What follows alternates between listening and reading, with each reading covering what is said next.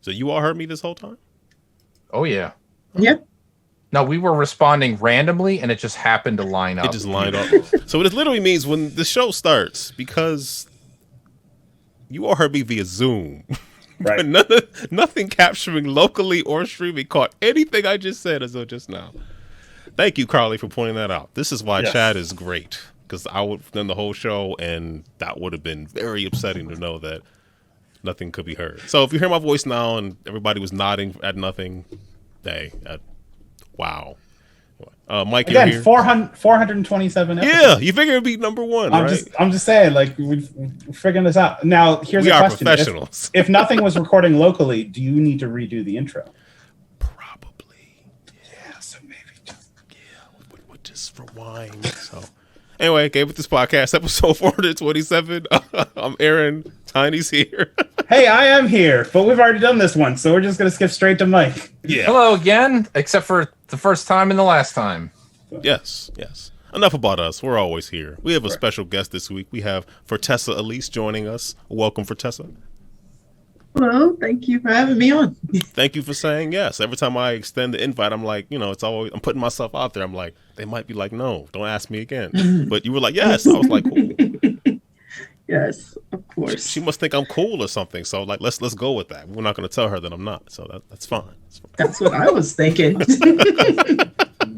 So for those who are not familiar with you and your work, would you mind just talking about yourself and the wonderful things you are working on?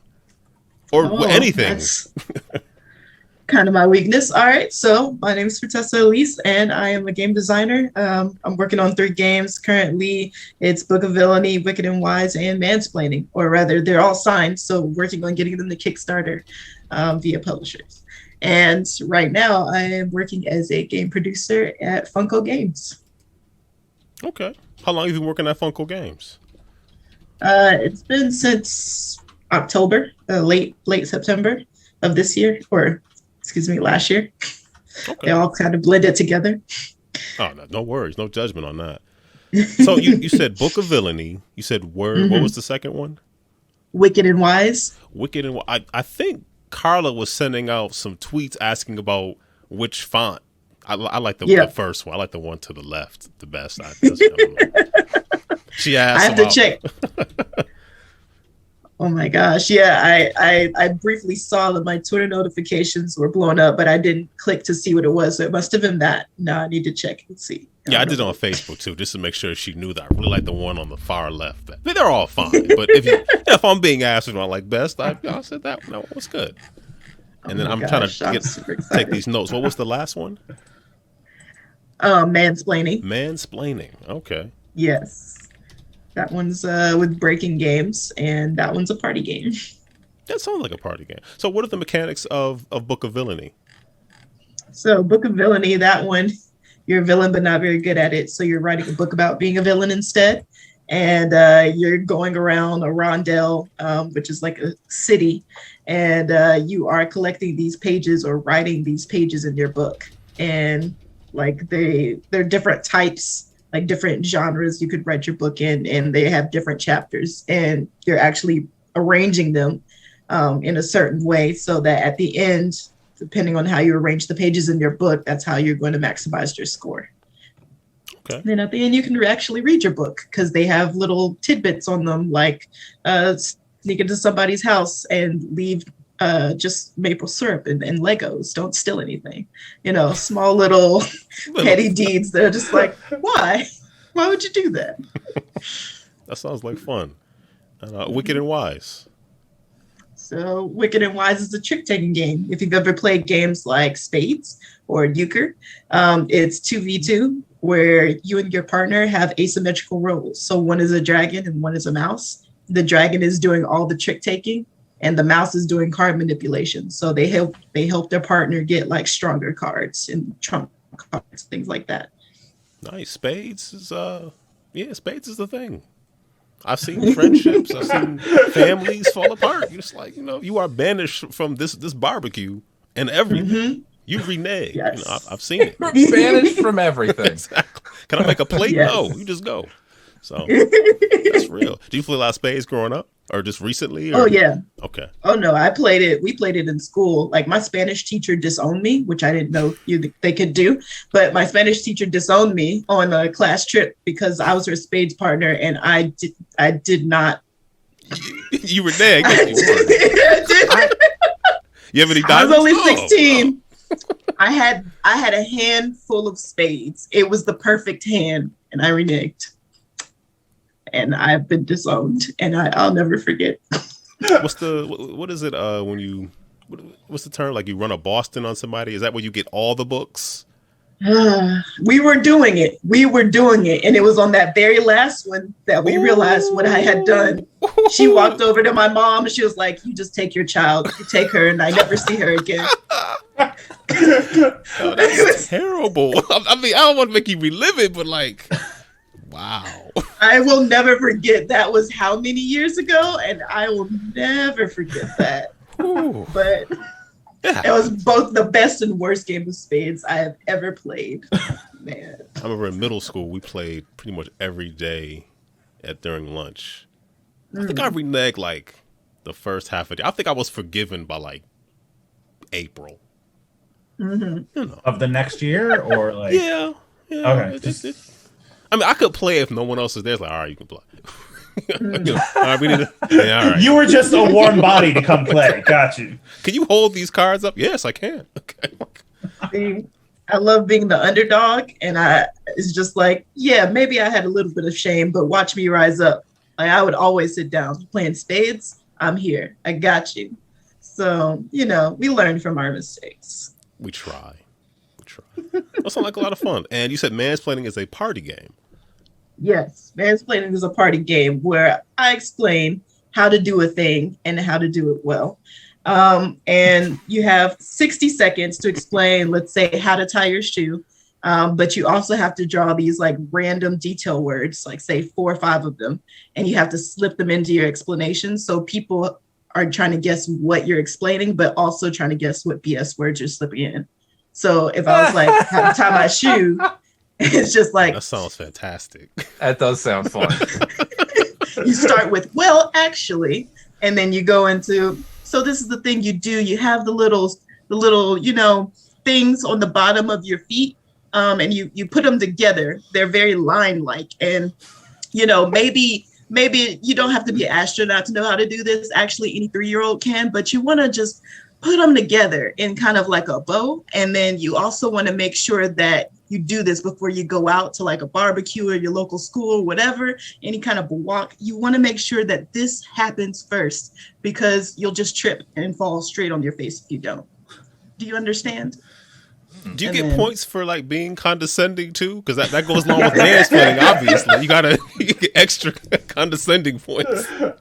I feel horrible myself. 5 more points. I mean, it helps you because if you throw in words that people don't know, like there's a word charcuterie, and everyone doesn't know what charcuterie is. But if you talk like you know what it is, then you're winning already. Is it followed by board? No. That's what I think of it. It's like the thing with the meat and the cheese. And, yep. Yeah. That is what charcuterie is. But you got to slip it into, how to brush your teeth, right? So how do you do that? Well, after you've been noshing on the charcuterie board, there's no point. Like, how big are these teeth? Wow. So yes, that's the game. So I'm sure that there have been many instances in your life that have been the influence for mansplaining. Indeed, and actually, I co-designed that one with Bondo Davis, and he came to me. It was just like, how do we make a game about mansplaining? And we just went back and forth, and we actually made it during quarantine, like just via emails. Wow. And managed to get it signed then, like within 2-3 months afterwards. So that was fun. That's what's up. That's okay. Okay. What did I accomplish during quarantine? Anyway, I was playing a game called from Ian Zhang called "Please Fix My Teleporter." Yes, the other day I did the rule book for that. I saw your name and I was like, "Oh wow, small world." I was like, I'll be talking to her. So yeah, that's cool. Yes, the rules are very succinct.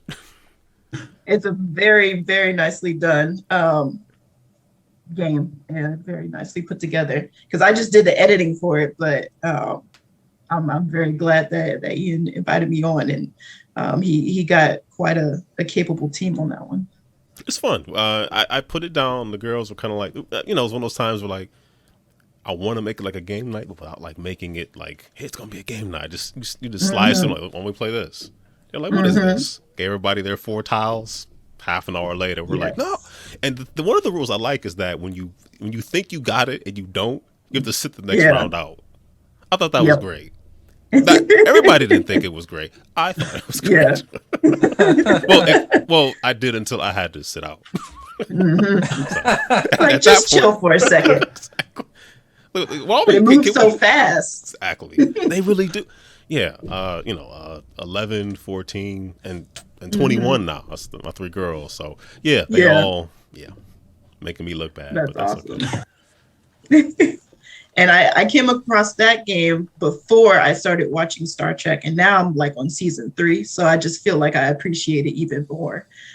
Just a little homage that they pay to it in the rules. Is this OG which Star Trek, the original or? Oh, I'm watching Next Generation. Like, I had never seen any Star Trek other than the movies from recent, but I decided those that Star Trek movies. Yeah, those that don't really.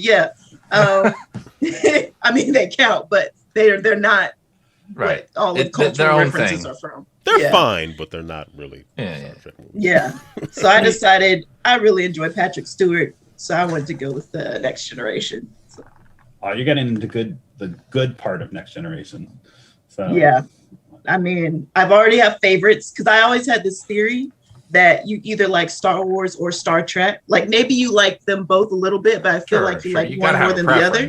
Yeah. And I've seen, so my boyfriend is a Star Wars person, and I've seen almost every single thing Star Wars. And I'm like, at this point, I think I can judge that it's fine, but it's not my universe. And now, like, from episode 1 of Star Trek, I was like, oh, excuse me, hold on,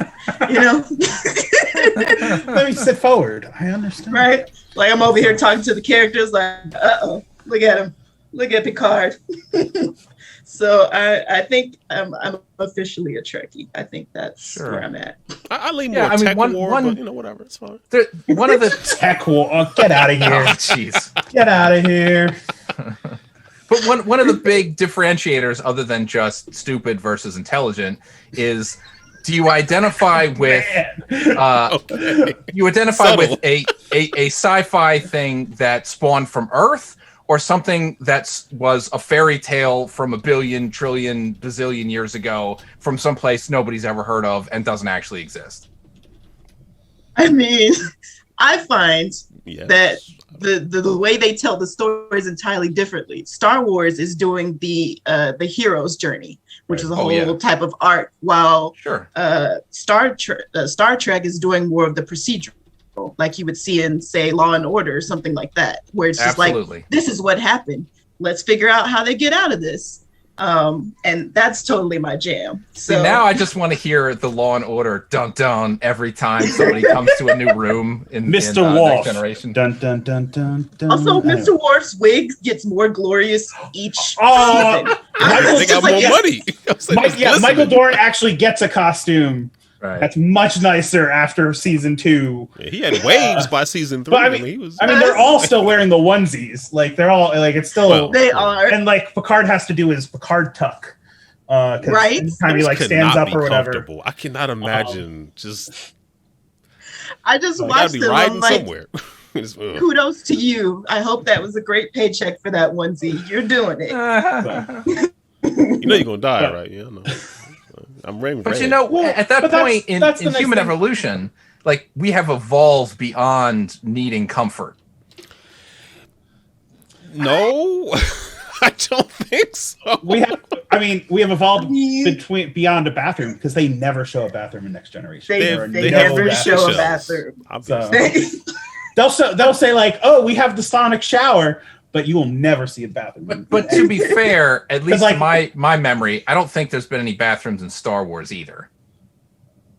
That's fair. I'd have to go check. I've I feel not like the seen We need to Mandalorian. rewatch from the beginning. Rewind. I All feel right, like go back to you think about 1972. everything, though, if you have the technology to replicate food, haven't you pretty much solved like most problems? Everything. If you can replicate yeah. food, Do you want the? Do you want the? Like, That's why their only problem is exploring the wild, wild west of the universe. what do you fight? because- Like for napkins? Like what do you do? well, but like the No. replicators aren't unlimited. Like you have to have the biogel bags that go in and what. Like Yeah, How much does a biogel bag cost? well, really? like that's the problem. Like every once in a while, you see like, oh, we're on emergency rations because like, especially in Voyager. Voyager does this all the time because they're like, oh, we can't go refill I because watched so Federation's little of that. I probably so should far go away. back.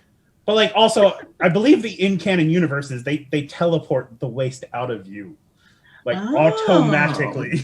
What if it takes too much? Funny. I need that. I mean, there's a lot of What can you do? questions about teleporters. Wait, and I can believe- they just tell like if you have like a tumor or something, they can just teleport that out into space and be like, You you're would- good now. You would think they would, and they do a lot less cutting people open in those shows. Yeah. But they have They to have just Dr. cut- Crusher do something. So, Yeah, I was like, they still have some surgeries. I saw them. They almost killed somebody. So it's Well, you know. it's not all solved. exactly. But I will say, I will mention we were talking about this before the show. There's a Star Trek VR game, Bridge not Commander? Bridge No, that's the old one. Bridge Crew. That's the one. Ah. We played, like, various people from GameEnthus played that last year for, I don't know, about 12 hours or so. That game's great because, like, you get to pretend you're, like, the operations or tactical or the ensign. Yeah. And one person's just captain. They have no controls. They're just being bossy. So, but like you could do the Kobayashi Maru and whatnot in it. We had a lot of fun with it last year. So I mean, anyway, hopefully your Trek viewing allows you to start watching Discovery, which is fantastic. I'm finally catching up on Discovery, and it was an episode. Uh-huh. I mean, Discovery has action and stuff like that, but I love these episodes where it's like just like scientific and logical discourse.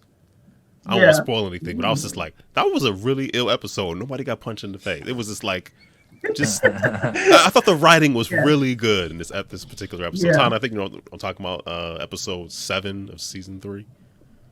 yes, That was really good. I watched that show like straight through. So I'm trying, like, if I have to break apart episodes. sorry.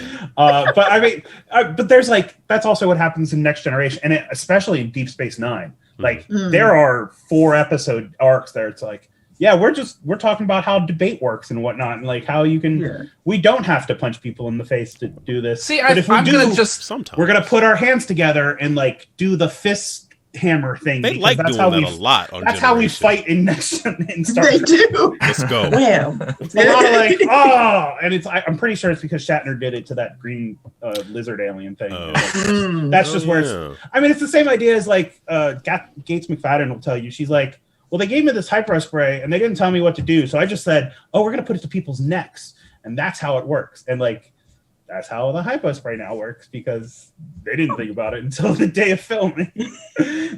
So yes, Done the and Gorn. I see you in That's chat. funny. So, but yeah, I mean, hey, That's awesome. we could talk about Star Trek all night, but We probably I mean, I could talk about Star Trek. So, but what else is going on? Fertessa, anything else you want like to share? Let's see. Trying to think. Well, I already spoke about my games. You have 3 games And- coming out. Yeah. Have you done anything Yes. else? Like, come on. I did just move from Atlanta to Seattle, so that's cool. I'm still acclimating over here, and that's pretty fun, especially during COVID. And let's see. Did Yep. people's Well, I reactions am- to COVID seem different between coming from Atlanta to Seattle? Oh, it's totally different. Imagine. Yeah, the attitude is totally different, and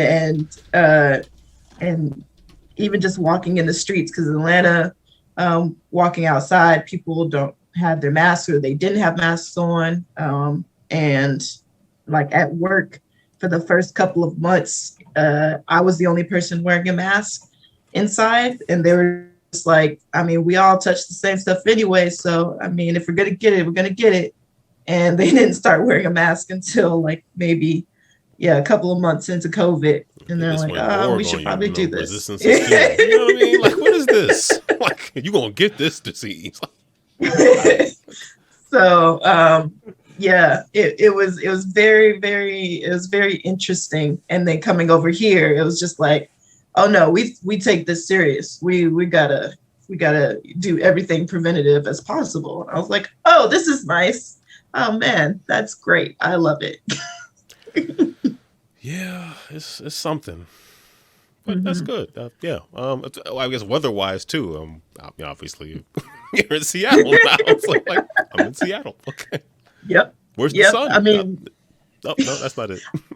I like overcast because I feel like I'm slightly allergic to the sun. At least in Georgia, it might be that I'm allergic to the humidity. My skin is. So I'm just like, yes, overcast. All right. I mean, I don't have to stand outside while it's raining, so that's fine. That's true. I don't recommend that either. So.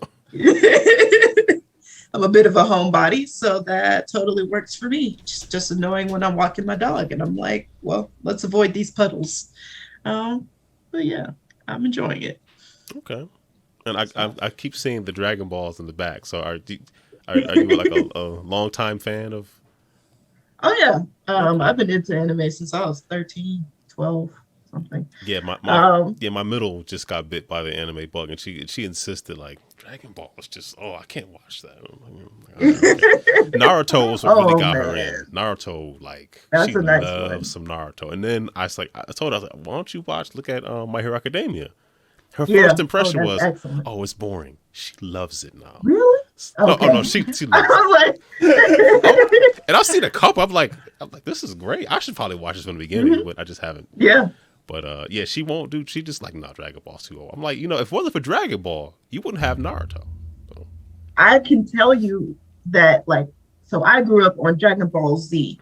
And I refused. I was like, I don't care about Goku. I'm all Team Gohan all day. Gotcha. And I refused to watch Dragon Ball until probably a couple of years ago, maybe 3 years ago. And I sat there and watched it from beginning to end. And I was like, I apologize, Goku. I was wrong. I'm going to put some respect on your name.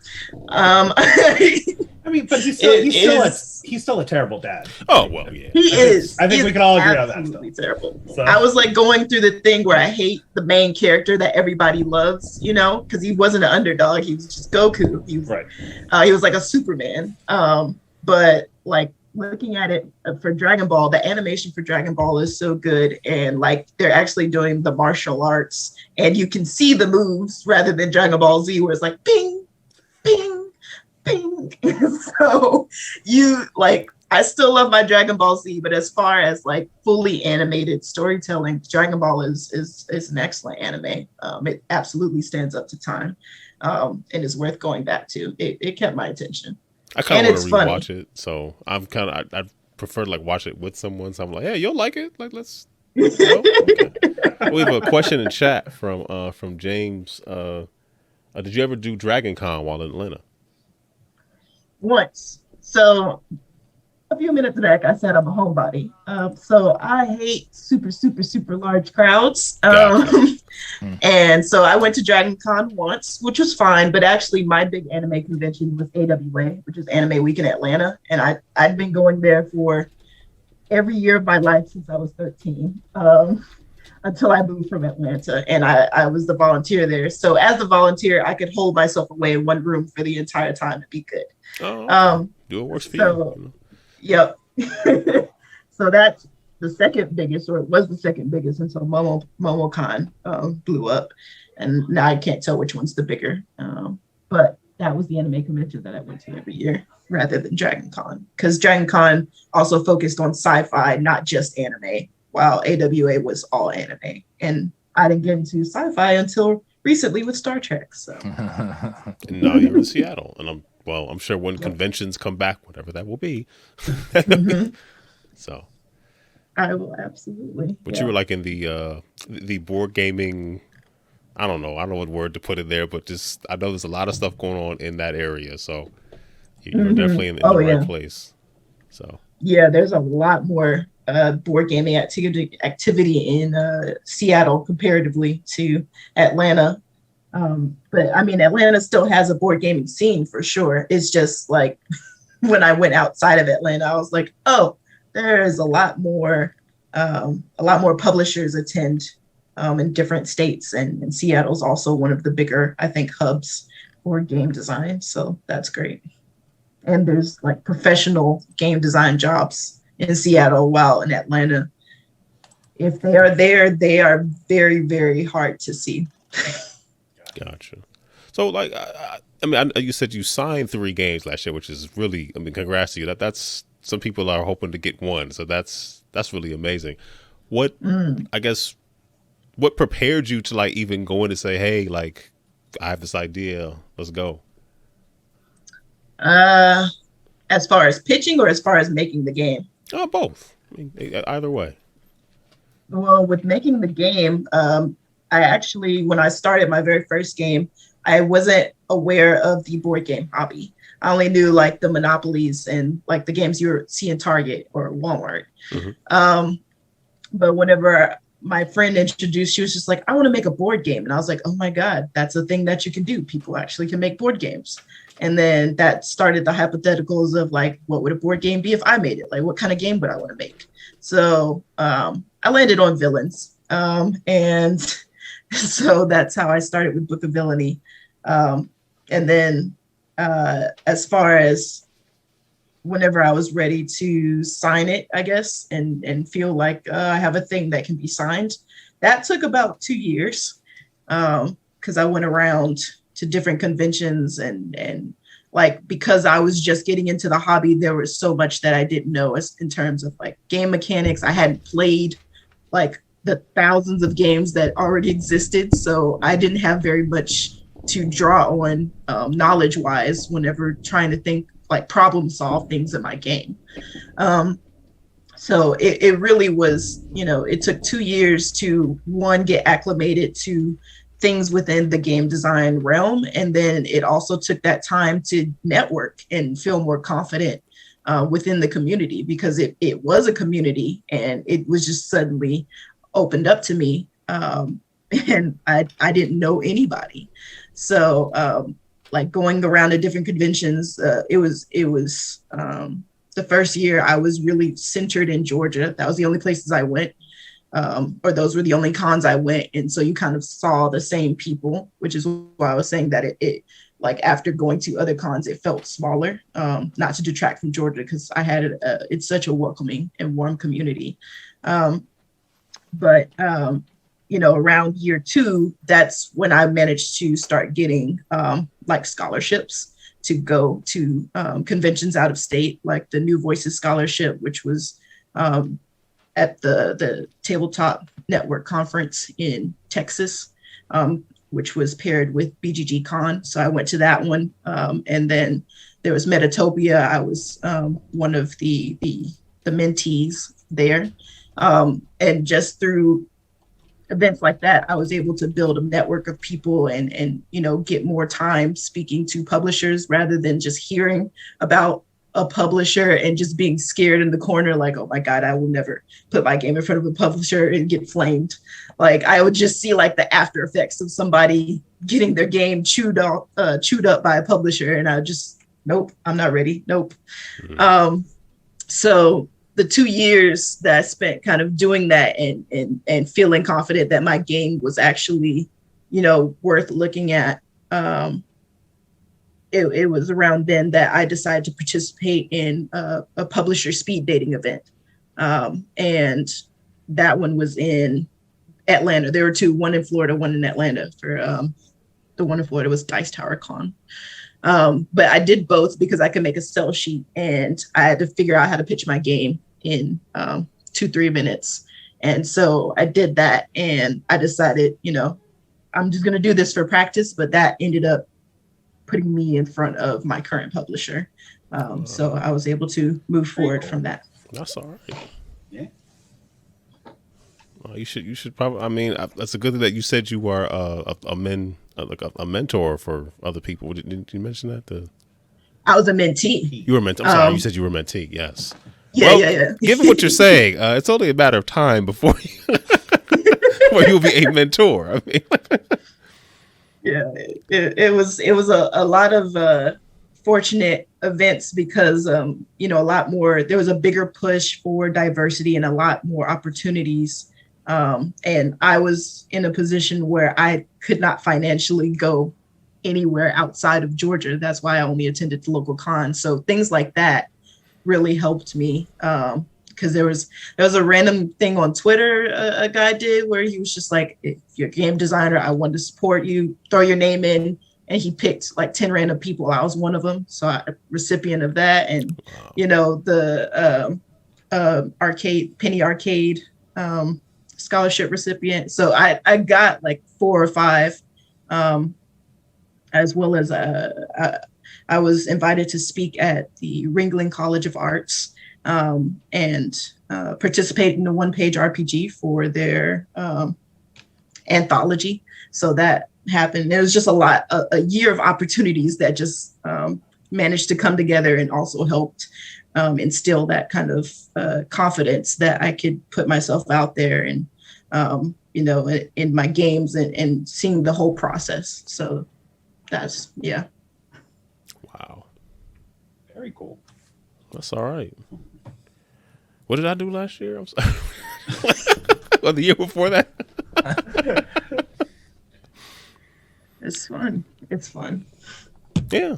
I guess it's fun. It's encouraging too. I mean, you put yourself out there and that people say, hey, this is something that, we're going to put in stores. That's all right. So your game will be in Target.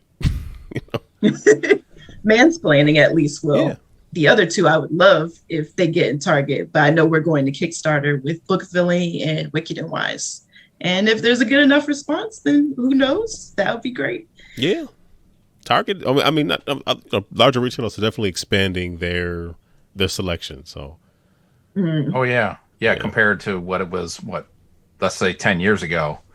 Like the aforementioned monopolies and so on and so on. It's like most well-known party or board game, physical games are not that tough to get from Target these days. Yeah, their selection is so it's so vast now. Like just going there each year, I'm intrigued by how different and how many games they've added to their section. Like it's slowly growing, which is amazing. Especially, and Barnes and Noble also. Like Barnes and Noble has a nice section. Hey, while they survive. Yeah. My wife likes going They're hanging on. Yeah, they are. She's like, let's go get a book. Yeah, let's go get a book. Get in this game. Go get a book. I've gotten some good games from the sales they would have because I would catch them on those good 50% off sales. And I was like, whoop, let's go. I remember I got Wreck Raiders for like $8. I was like, man, this is crazy. It's like, this is all right. Yes. So yeah, they did like a clearance. I cleaned. I think I went to every Barnes and Nobles in my area. It was like, yes, please. Yep. So I think I got King Domino and I don't have that one. The other one. I guess the only trade-off of the larger retailers having more of a selection is it just makes it harder on your friendly local game store, which I had a tough time. Not that they're the only ones, but definitely had a tough time during during the pandemic and all. Yeah, so that's a good point though. Yeah. But there's always trade-offs at everything. It's like you still want to support, but it's like, well, let me make sure I go and support our friendly local game store. So. Oh yeah, for sure. Yeah, Jane. I think what makes me super. Oh, sorry. No, please go ahead. I think the thing that makes me super excited by seeing these bigger chains carry more and more games is that the mainstream people who aren't in the hobby but play games are getting exposed to these, and I really hope that eventually, like the way in which the general public views the depth and variety of video games, they will be able to see the same for board games. Because like what would happen when it becomes like that and they're just like, oh, there's types of games. Like, oh, it's not that I don't like games, it's that I don't like competitive games, which a lot of people find, right? Sure. That's a whole different thing when you find out what a cooperative game is. It's very interesting, I think, because people don't realize the depth at which the board games go. And once they do, I think that's going to be another revolution within game design or board games. You're right. In the chat, James A. Brazil, I believe, he said that, you know, he's echoing what you're saying, that Barnes, Noble, and Target is how the board game hobby is going to grow. You're absolutely right. Just bring it in front of people who might not see it otherwise. The stuff like that, the larger entities, whatever, access is increased tremendously. But, you know, supporting the independents, as you mentioned before, if it's possible, there's some extreme value to that. Because much like relating to video games to some degree, it's like there are certain titles that when you want to get them physically brand new, you're still going to be able to get at GameStop. Walmart is not going to carry. And likewise, even though Target is expanding, whatever, they're not going to carry everything that a little independent that gets super excited about. Oh, we got like 2 copies of this one thing. You're going to love it. We've dealt with you. We know you. You know you're going to like this style of game. You should get this, and we save one for you. Do you want to pony up the dollars right now? You got it. Otherwise, we're going to like offer it up to somebody else. But I mean, that's just sort of the trade-off. Yeah. And I think they could actually benefit each other, because if it does get to a state where the general public treats board games like video games, like you said, the GameStop has the variety of titles that the Walmart doesn't carry. So the local friendly game store is going to have this variety of games that now the general public is going to be looking for, because they don't want to wait on, you know, their bigger game titles. So I think that there could also be a trade-off there. I think you're right. There's multiple ways of looking at it. It's not just like, well, Target doesn't have it, I'm no longer interested in this thing. You know what I mean? People are gonna find but like something. when you say interest, like when you say it that way, you're already interested in something. Now you're just trying to find it. Yep. Whereas if you are a more casual, physical gamer, and you just, I am at the Target, I'm going to see what's on the shelf. I'm going to see what's on sale. I'm going to see, do they have something that catches my eye? Yes or no? And if they don't, I never even saw the thing that I may really like. It's just not in a place that I'm going to devote time into the hobby. Like, sure, the independent stores are great if you're into it, but if you are casual enough that you're not going to devote a trip to one of those places, you're never going to see anything that they have to offer more than the places that you do go anyway. That's just how it works. So, but if you're into it, you're probably seeking, those kind of places out anyway. So that's is what it is. Indeed I am. Really? Sorry. I was gonna say, why don't we just run through our stuff real fast, and then we'll jump into the stuff that we play. Mike, why don't you go? Yeah, just real quick. With what I talked about before, starting with the Game of the Year stuff and how my back was doing and everything, I talked about stuff that I'd watched. Real quick, I'm going to run through some stuff that I've been tinkering with, game related, and that is I kind of, starting with the announcement of the Analog Duo, it really got me to go, all right, I got to go all in on this. So I got that Mega SG, wound up getting the Mega Everdrive Pro, which is the it's not just the Everdrive, but allows you to play your Sega CD games without the use or without the need of the physical hardware of the Sega CD. You just have to have the ISOs or the whatever you want to call them in the proper format. And that's something that I wound up having more difficulty with than I would have ever thought. I'm surprised to hear that.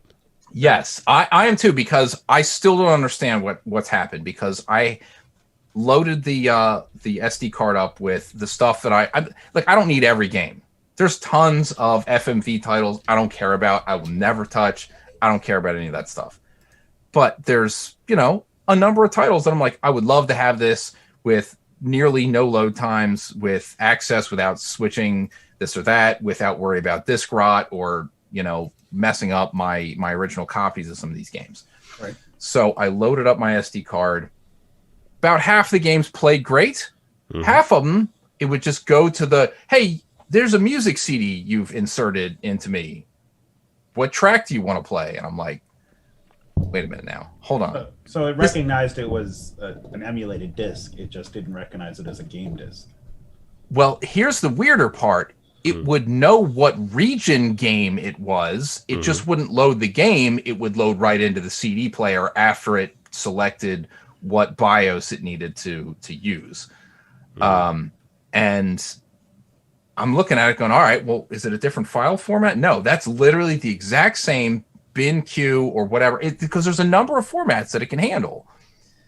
So the only workaround I've been able to do, and I know this is ridiculous, but this works, and it gives me a physical media version to go along with, because I still have my physical Sega CD hardware. I can take that image, burn a physical CD using my drive, and then rip my own new image from that CD, and that works fine every time on the Mega Everdrive Pro. So far, because it's only half the game. So I'm going to need to do this with maybe 10 to 12 discs. I've got a nice spindle of stuff. They're high quality Taio Udins or whatever they're called. I don't remember. Get TDKs or Memorex? No. This is a crazy. This is how deep I've gotten into this over the years, and I say deep because I'm not going to say I know everything. I don't know everything. There's a lot of stuff I don't understand. But when it came to, you need to make sure you're buying burnable media that is the high quality stuff. And I should have Googled this before. Don't you have to burn it slow too? You should always burn it slow for reducing your chance of errors, which I don't mind. It doesn't take that long. I don't need to have this right now. It's like if I can get all this done within like a couple of weeks, it's all good. But it's like Taio Uden or something. They're all like straight from Japan. It's like these are the discs that you want to use, the least chance of errors, whatever, blah blah blah. So I bought a spindle of these years ago. I still have like 80 of these discs. I'll be good for what I need. Like this is fine. There has to be a better way than. There has to be. I could probably do like a mount. I could probably mount it to a virtual drive and rip it from that. I was thinking that too, but but I don't care. Is there a firmware upgrade for the device that? I'm assuming these issues are. I am up to date on the firmware of everything that I've got. I've done all that stuff. I'm not interested in spending more hours because I spent too much time trying to figure out why it doesn't work. It didn't work. I don't care. I figured out a solution that does work, and as I said, it gives me a physical disc that I could put into my physical Sega CD if I ever wanted to, and then I'll keep. You're not gonna want to do that. Well, I already have, just to test to see if it worked. Well, stop. So, no, I'm kidding. And it also proved that my Sega CD still works. So, right, I've played very little Sega. I've emulated Sega CD. I've never owned a Genesis. There's a lot of trash. I have a Saturn. You've never owned a Genesis? Nope. I'm looking. I know you said. I recall you saying you didn't have one back in its time and all that stuff. I was a Super Nintendo kid. But seriously, dude, you can get I know. Like you could just play all these games on a dozen different platforms. Yep. You're saying you've never owned a Sega Genesis. Like your Retron 5 basically represents. I've never owned a Sega. That's the thing. I have Sega consoles. I have the Master System. I have the Master System Model 2. I have a Saturn. Well, I'm just thinking specifically of devices you can put a Genesis cartridge in, and it will I've play. never owned one that was manufactured by or made by Sega. Yes. But either way, you have the ability to play Genesis cartridge. Yeah, I'm good. There's a lot of good stuff for the Sega CD. I'd say there is. Now, when I say a lot, Willy Beamish? Is that what well, it's not the worst game. What was that game with the pencil? That Woody? What was that? Wild Woody. Is that good? I think I just played it for the first time the other day. No, but is audacious and bizarre and worth staring at. Audacity is a thing that people I don't need to like seek out an original disc for that because I just don't care. No, that's also why you bought these devices, so you could just put whatever you want on it. And that's what I'm saying. I mean, look, whatever. I own a lot of original games for Sega CD and for other systems I'll mention briefly, but I don't own them all. And I'm downloading a lot of these from the internet. That is what it is. But hey, for the stuff that I physically own, I don't need to download to the internet, burn a fake disc, and then rip that. I can just rip the original that I have and work from there. Right. So that's there. Anyway, I've played some things. I've enjoyed it. I've really had some fun with it. Was laughing at some, just having a good time. It was 1 or 2 nights ago. Not just doing this just to do it. I'm enjoying this. I got a CRT television for like $5 from somebody off of Facebook Marketplace within the last year. And then all I needed was to buy an original remote for it. And that was like another $5 off of eBay. And that's basically been my old school gaming device TV. As I said, when I bought the Mega SG, I'm like, I needed the DAC. I got my component cables. I got everything. It is as good of a quality output analog as you're gonna get. Okay. There's nothing like I can't get any better unless I buy a PMV or PVM. Okay. I was gonna ask you to go like SCART and go, the whole OSC converter. I could have gone down that route if I ever got a PVM, but it just I don't care that much. I honestly think that I think the video quality is for those games. It's fine. It's good. It's as long as you're S video and above, as far as I'm concerned, with my eyes and whatever, it's just eliminating that extra like wiggle fuzz like staticky stuff. Like the graphics themselves look fine on composite to my eyes. It's just how clean is the image? Like do you have like on a dark screen, do you see waves or like static or something? And the component handles like basically all of that, so I'm happy. Gotcha. In the chat, James A. Brazil says that Earthworm Jim was fun and Batman Returns was good on Sega. Batman Returns is one that I have still not played yet. I did grab an image of that one, but it's a driving game. The Batman and Robin animated series Sega CD game is also a Batmobile driving game, which is like with guns. Don't they have guns on the car that shoot things?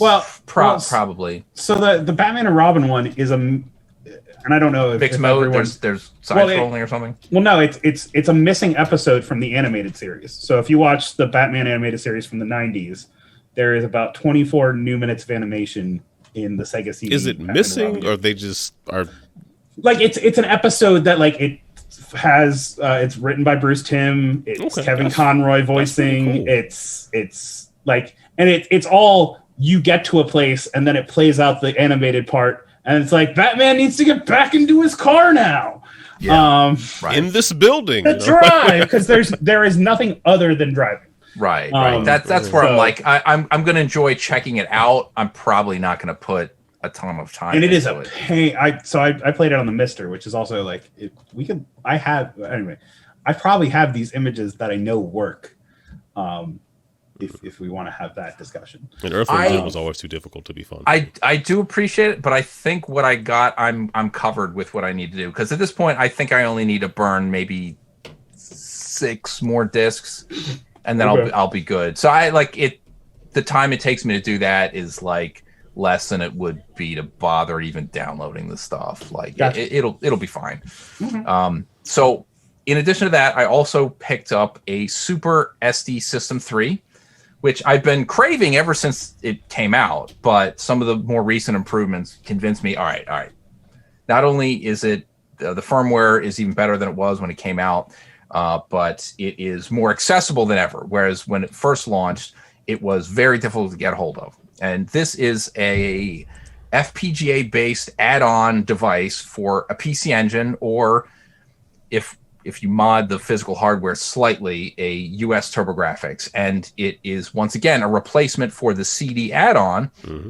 Can play all the CD add-on titles stored on an SD or micro SD card, and likewise, same kind of thing. Most of the games worked. Some of the games, no clue why, they just don't.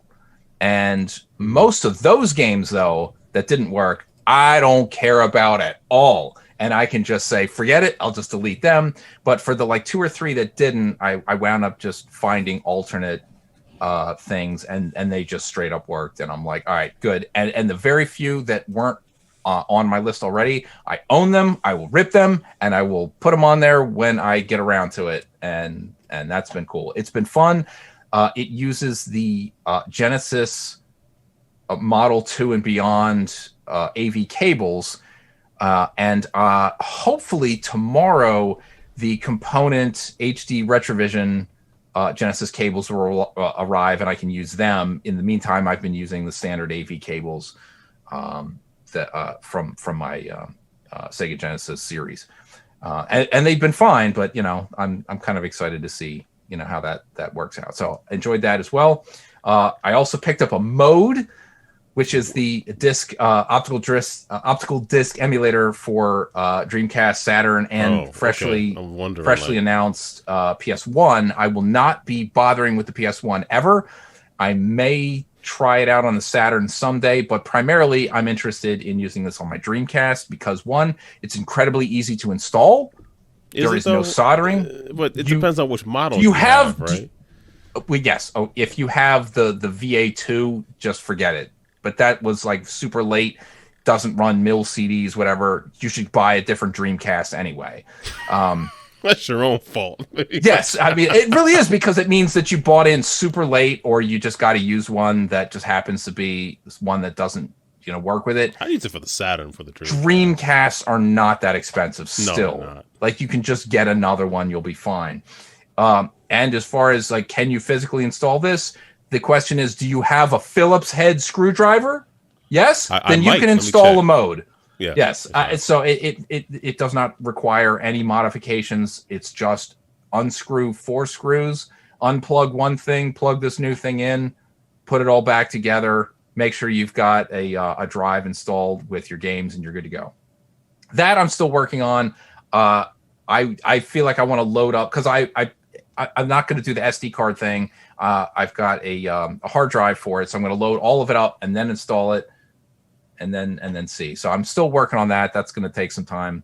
We'll get to it. The last thing I want to mention, only as a sort of PSA kind of a thing, I turned on my Vita last night, and I'm like, you know what? I've been craving playing a couple of things that I had downloaded, and I never got around to. And it immediately was like, we can't even play the game cartridge that you have in your Vita, much less anything from your purchased online or PS Plus or anything like that.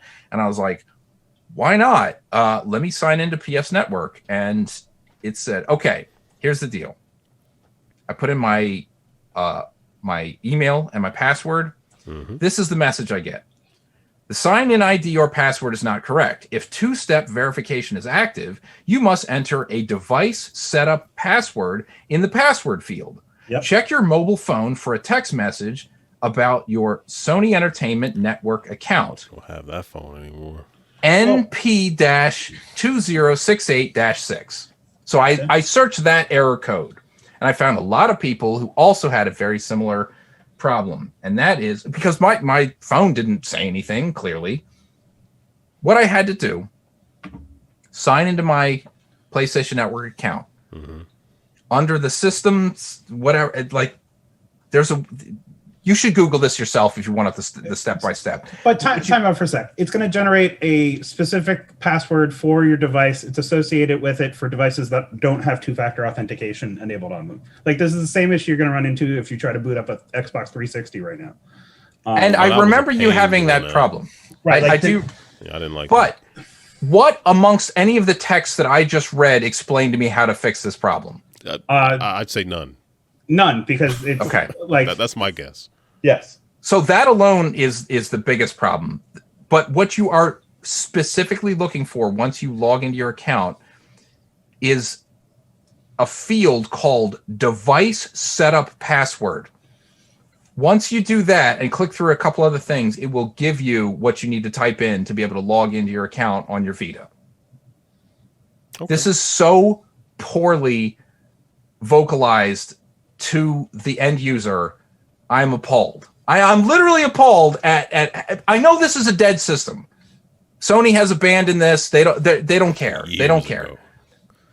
Yet they will still take your money for anything that you want to buy once you're on this in the store for this system. Well, they are a corporation. I mean, as far as I'm concerned, they are obligated to let you log in and use the stuff that you're, as of today, able to pay for if you can get in to the store. So it's a thing. So that's what I've been screwing around with lately. And gotcha. Yeah, Aaron, what do you want to talk about then? Yeah, I'll be real quick. I was watching a YouTube video about BioShock 2, and it was about the Minerva's Den DLC. And I completely... Best part of BioShock. Oh, yeah, definitely. Fertessa, I don't know if you're familiar with BioShock 2 or not, but basically it was... With the Big Daddies? Yeah. But this was a DLC story they added on to it, which was about a man, his wife had passed away, and he was working with some other folks to like build this AI, but he was really building it to like be a replacement for her. And it's very it tugs at the heartstrings, and he's successful, but then he realizes like it's not really what he wants because it's not really his wife. It's something that sounds like her, but it's not really her. But I had completely forgotten that character's name is Charles Milton Porter. That in the game, that character went to Lincoln University, which is the first HBCU. Now, people went to Channing University, also in Pennsylvania, would tell you that Channing was first. Channing was a school, but Channing didn't actually award degrees until 1914. And it was founded before Lincoln, but it wasn't a college. Anyway, that's my alma mater, so I completely forgot. And then I'm looking at the video, I'm like, wait a minute, like they have his degree and everything up there. I was like, how did I forget this? I gotta replay Minerva's Den because it was really good. Because BioShock 2 was okay because it wasn't made by the original team, so it was kind of one of those. Well, like it introduces a villain that somehow was parallel to the other villains in the first BioShock, but no one ever mentioned her. It's one of those retcons where you're like, they were always there. There was the religious lady in the background, but no one mentioned her. It was weird. She didn't have any followers then, whatever. So I don't know. I was watching the video. I was like, oh man, I gotta go back and play that game. So I was just like, wow. And then they have his degree up there, so that was pretty cool. And last thing is, I rewatched the UK Office. I love The Office. I don't know, Fertessa, if you're a fan of The Office. I love The Office. I've watched the full thing probably more times than I want to admit. So I went back. You like The Office? Like this is news. I need to write this down. Like, yeah, see, I told you 100 times. You were just in the I'm not watching The Office I watched Kim's nonsense. Convenience. Like I listened to you on some. I wasn't wrong, was I? It was funny. But there you go. Again, your Christmas card this year was Office themed. Let's not be shocked that you like The Office. Like you got your and I'm sure knowing your family, they were all on board to do the Office theme. But I got a picture of everyone sitting in front of a shaded window with whatever, Dwight in the background or whatever. So that was Michael and Stanley, but whatever. Gotcha. No, but the thing was, I picked one name. My oldest turned 21, and she had been joking around about I wanted a birthday like when Jim and Dwight had that birthday for Kelly, was it is your birthday. So we did that kind of thing, but over Zoom with family and all that. So then, since we did all that, my wife was like, "Why don't we just make these pictures a Christmas card?" I was like, "All right, cool." So we did that. So we're goofy people. Awesome. So I rewatched the UK Office, and I don't know how I forgot how horribly cringy David Brent is. I mean, if Michael Scott is terrible, David Brent is a whole other level of just like, ooh. You said that? David Brent was made to last for one season. That's it. But Michael Spot was made to be endearing because he was going to last over several seasons, and thank goodness, because I can't even fully get through the original Office. It's only 12 episodes, but I love it. I know. I've tried twice, and I'm just like, it's not happening. But I love it. Though. Like, I love that Michael Scott is just so cringy down to my soul, and I'm just like, I can't for you. It's not for me. It's for you that I cannot finish watching. I'm so embarrassed for you that I can't look. Now, it's pretty quick, and they do wrap it up pretty well. I mean, there is a little, and I remember, I don't know if I listened to the Office Ladies podcast. You know, I like the Office. It's Jenna Fisher and Angela Kinsey, Pam and Angela from the show. They do a weekly podcast about per episode. And I don't know if it was them or somewhere I read that Ricky Gervais was like, you really got to make Michael good at something. Like make him, so they made him good at sales, which is how he got to be the manager. Which is important because that's important in terms, like you mentioned, his arc.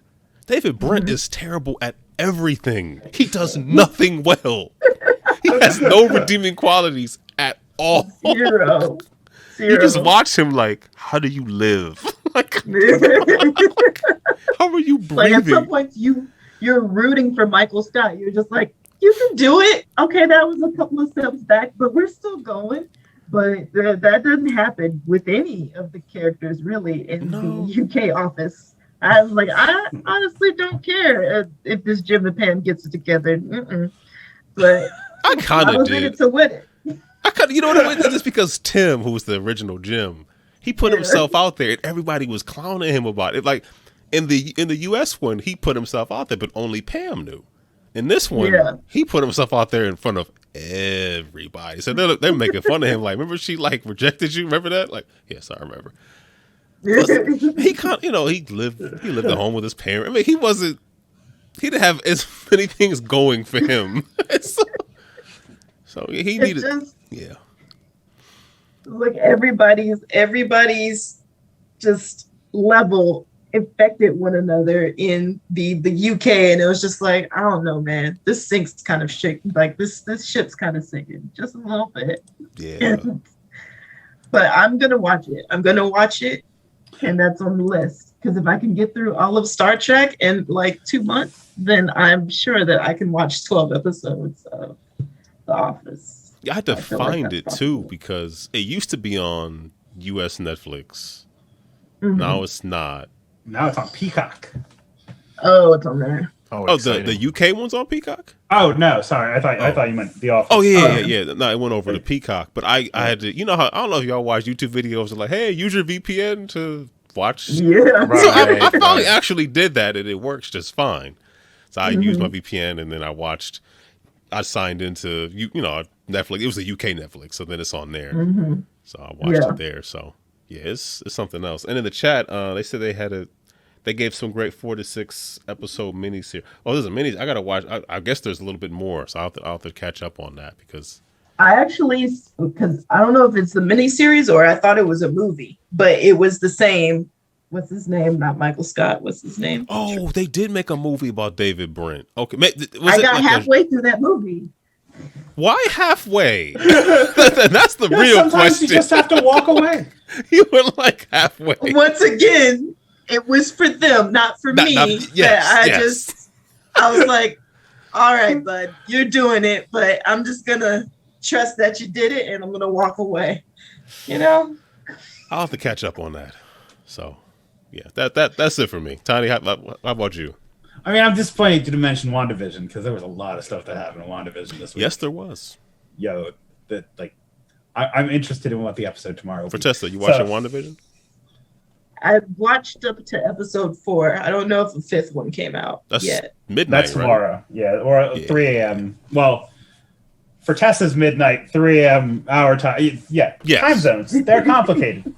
But anyway, we'll see. Because who knows? Maybe it'll still be outside the bubble. I don't know.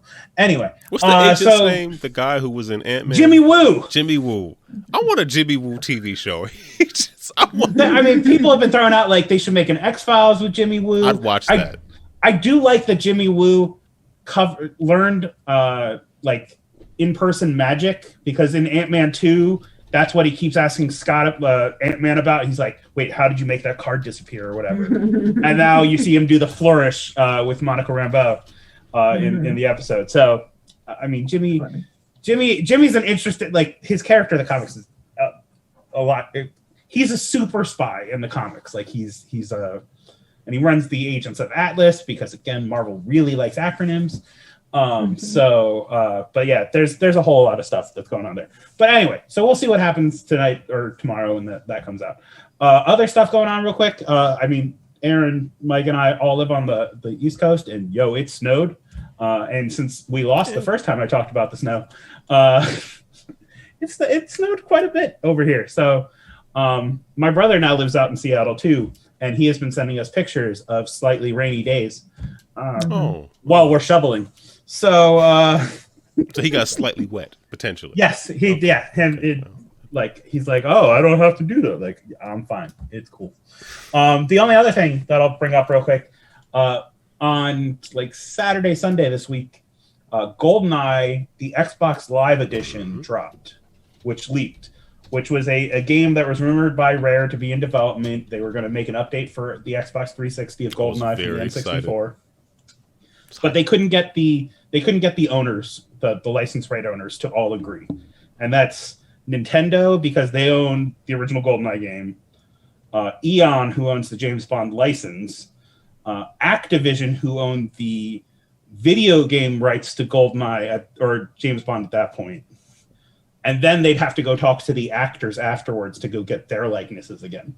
That's too much. So they made this game without having any of the licensing in place, and then just shelved it, which seems crazy. But when you got the Microsoft monies, you just do it and assume you can continue through, and if not, so be it. Whatever. When one of your competitors owns that, like, in this day and age, yes, that would be a different discussion. Yeah, it would. 2009, when this was 2008, 2009, when this was in development, no way Microsoft and Nintendo were agreeing on anything.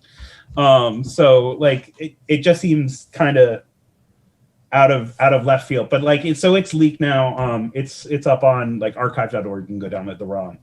And everything is up on archive. Archive.org has pretty much everything. That's where I would have pointed Mike to go get his images. And I've looked there, and I've seen a lot of stuff, and I've got some useful stuff and some stuff that doesn't work. So yeah, like that, and that's what I built my Mister off of.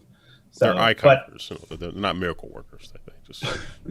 But anyway, but it's now GoldenEye running at not 10 frames a second on the N64. You watch it. It uses like a real control system. You can switch back and forth between. I like that. Legacy graphics of the N64 and what the updated 1080p graphics would be. Like, it's probably really would have been an achievement to switch in between back and forth. Yep. Oh yeah.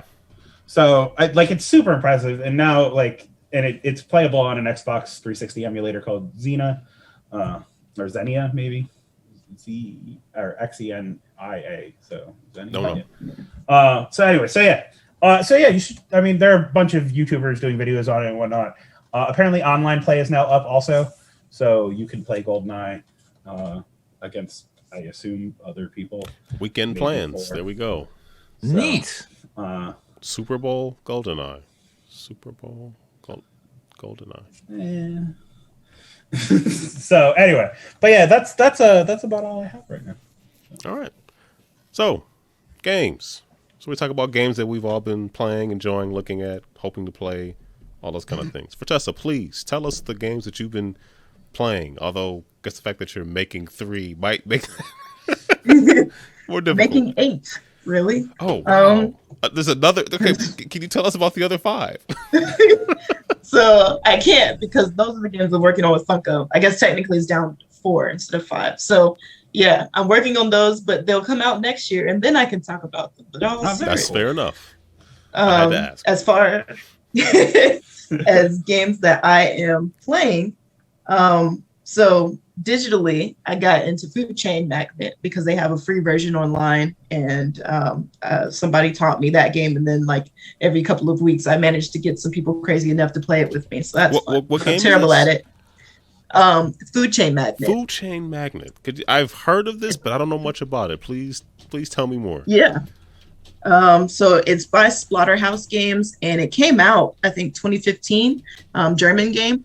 And it is a game that has the potential for a lot of complexity. And it is actually, I would say, medium heavy light game. But you are basically like a conglomerate. You're a CEO, and you're trying to hire your different employees to make your food empire go.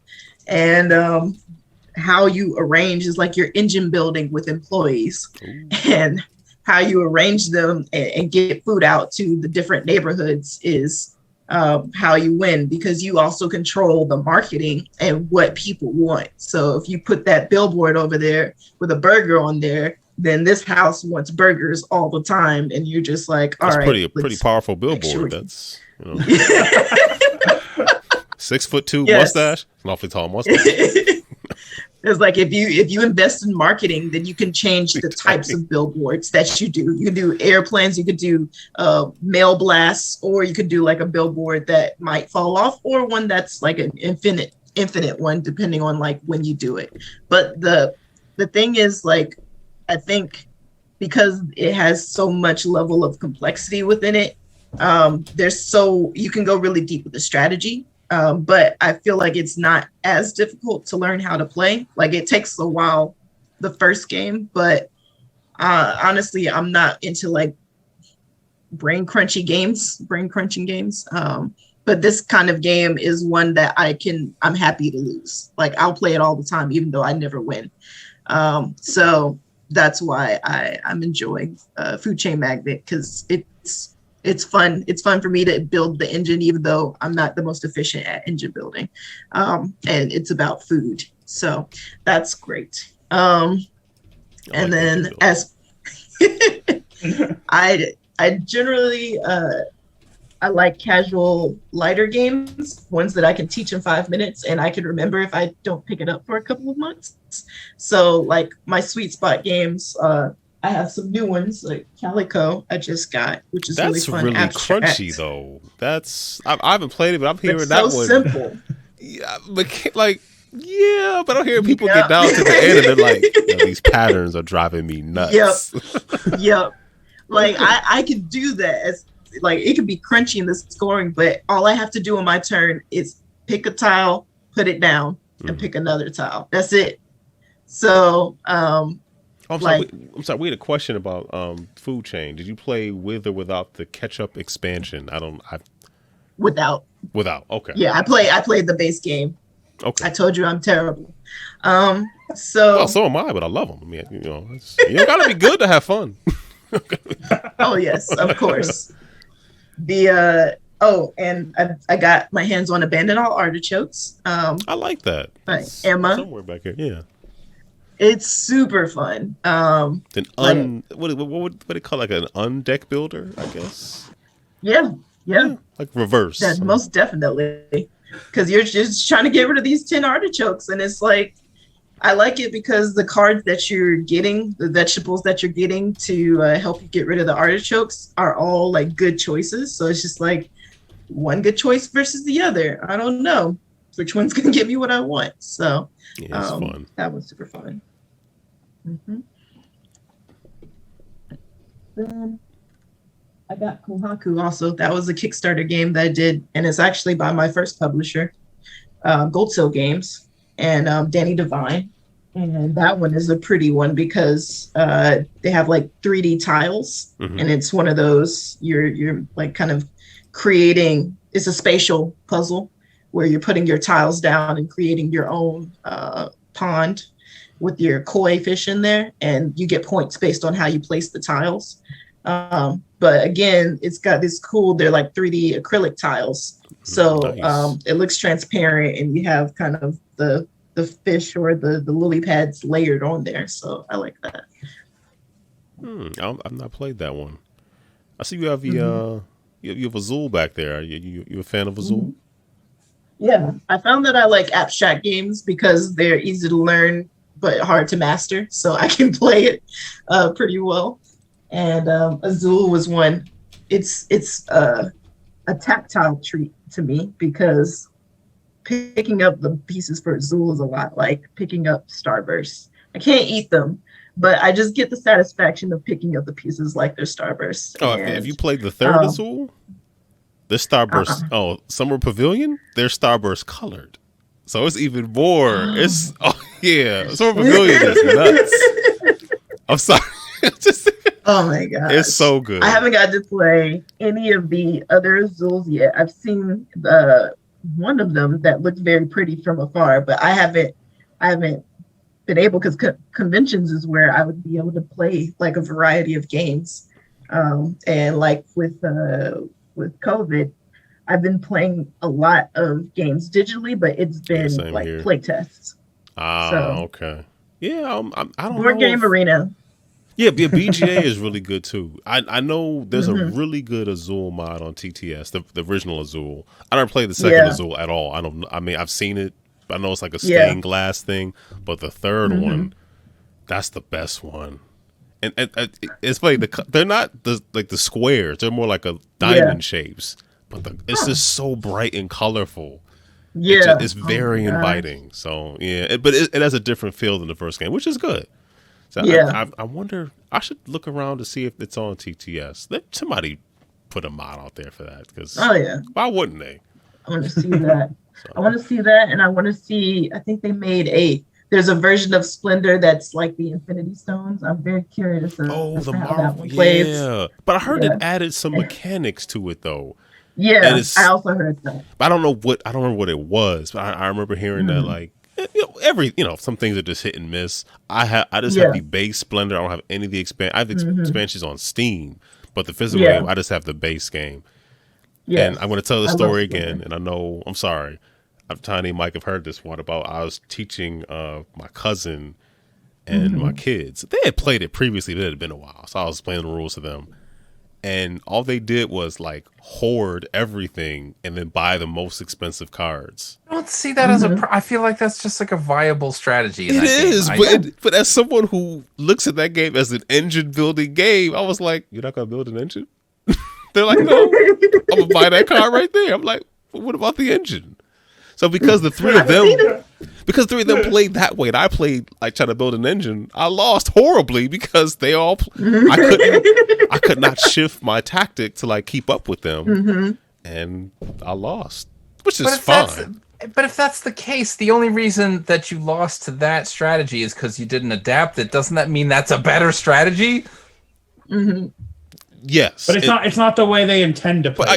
But it is I've never played like that before. But if it's that's my I didn't expect it. If the original creators didn't intend for that, but they allowed for that strategy they intended to be crushed every time by a different strategy, then that's the best way to play the game. I wouldn't. Well, if that's the way the metrics work out. But that also assumes Aaron made no mistakes, and they just won even after Aaron tried to play. This is fair. The reason why I say that strategy is not quote unquote the best, I mean, it was very effective in that game, is because I feel like the fact that they didn't run out of resources to completely halt their progress amazed me. Because if you've built the engine, then you don't need the chips as much because you built an engine. Which is how I think the game was designed to be played. If the game will last that long. I think it also greatly depends on which cards come out and nobles. Like I've had that happen where the person I played against also goes for buying rather than building the engine, and it didn't work out as much for them, but that was because I concentrated on nabbing the nobles. Otherwise it would have been bad. So I feel like there are counterbalances in there. But it also depends on kind of luck of draw of what comes out too. You're absolutely right. And that is definitely true. But once you because that's a known once everything is laid out on the table. So you know what you need to get those nobles. If what's going forward, you can see that your opponent is going to get there before you will, then you got to work on something else. Yeah, I didn't shift. I think that you can. I think you can get the nobles quicker also if you're trying to do the build a engine, because you don't have to play the waiting game as long for specific cards. So you do have an edge if that's what you're going for, but you also have to make that decision like the first two rounds, like what are you gonna do? Right. And in full disclosure, friend of the show, friend of real life, Mike J, he and I were playing Splendor quite a bit last year. And I was on a winning streak, and then something just happened, and I never won again. So even when I'm playing somebody using more of an engine building strategy, I still lose. So it's just I still enjoy the game. I don't care. But yeah, so it maybe it's just me. Sometimes I don't look at everything and realize I have to figure out like what is my what do I need to get first? Am I going for red or I need to figure out what is most common amongst what I want and the nobles, and then go for that. Yeah, and then hope that you can actually get it. Yeah, but a lot of times I get distracted because you know it's like you play, you're like, oh, I can get this now, and it completely takes you off the course of what you were trying to do. Sure. So, it's it's a strategy game. Yeah, but it's to the death, Mike. It's serious. Look at my face. Been canceled, sir. Serious face. I'm sorry for that. Sorry about that. I took us down a path. No, Splendor is one of my favorite games, so that would have come up. Splendor's a good one. Anything else you've been playing as of late?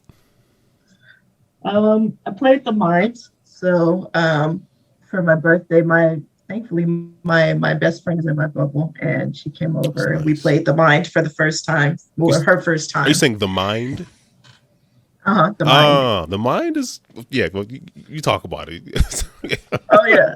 That one's one of my favorite ones to bring out to casual gamers and people that don't game, even though my best friend does game. But that one's super fun because I think you either love it or hate it because it's unexpected. Yep. And it's a whole different, I find super analytical people hate The Mind because they're just there are too many unknowns. And also you gotta convey a feeling.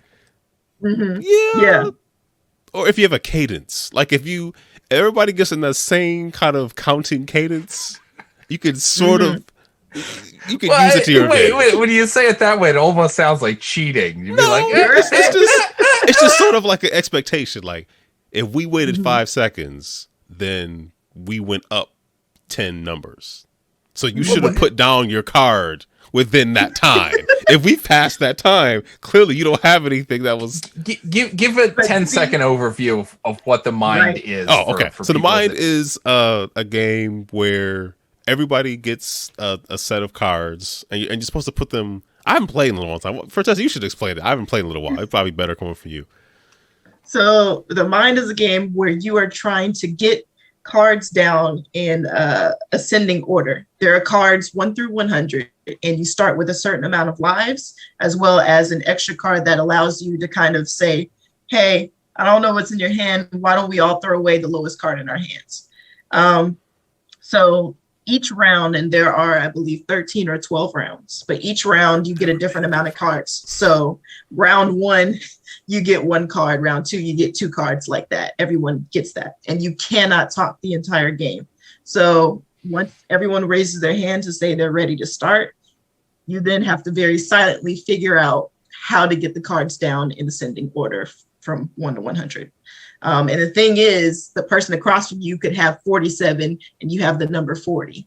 And it's just who goes first, right? Right. You gotta each person feel it is out. Thinking, I've got a higher card, but you don't know what the other person has. No matter what you're doing, it's still just kind of a guessing game of, I'm pretty sure I've got the high card. And they're thinking, I think I've got the high card. And how do I convey that knowledge to you?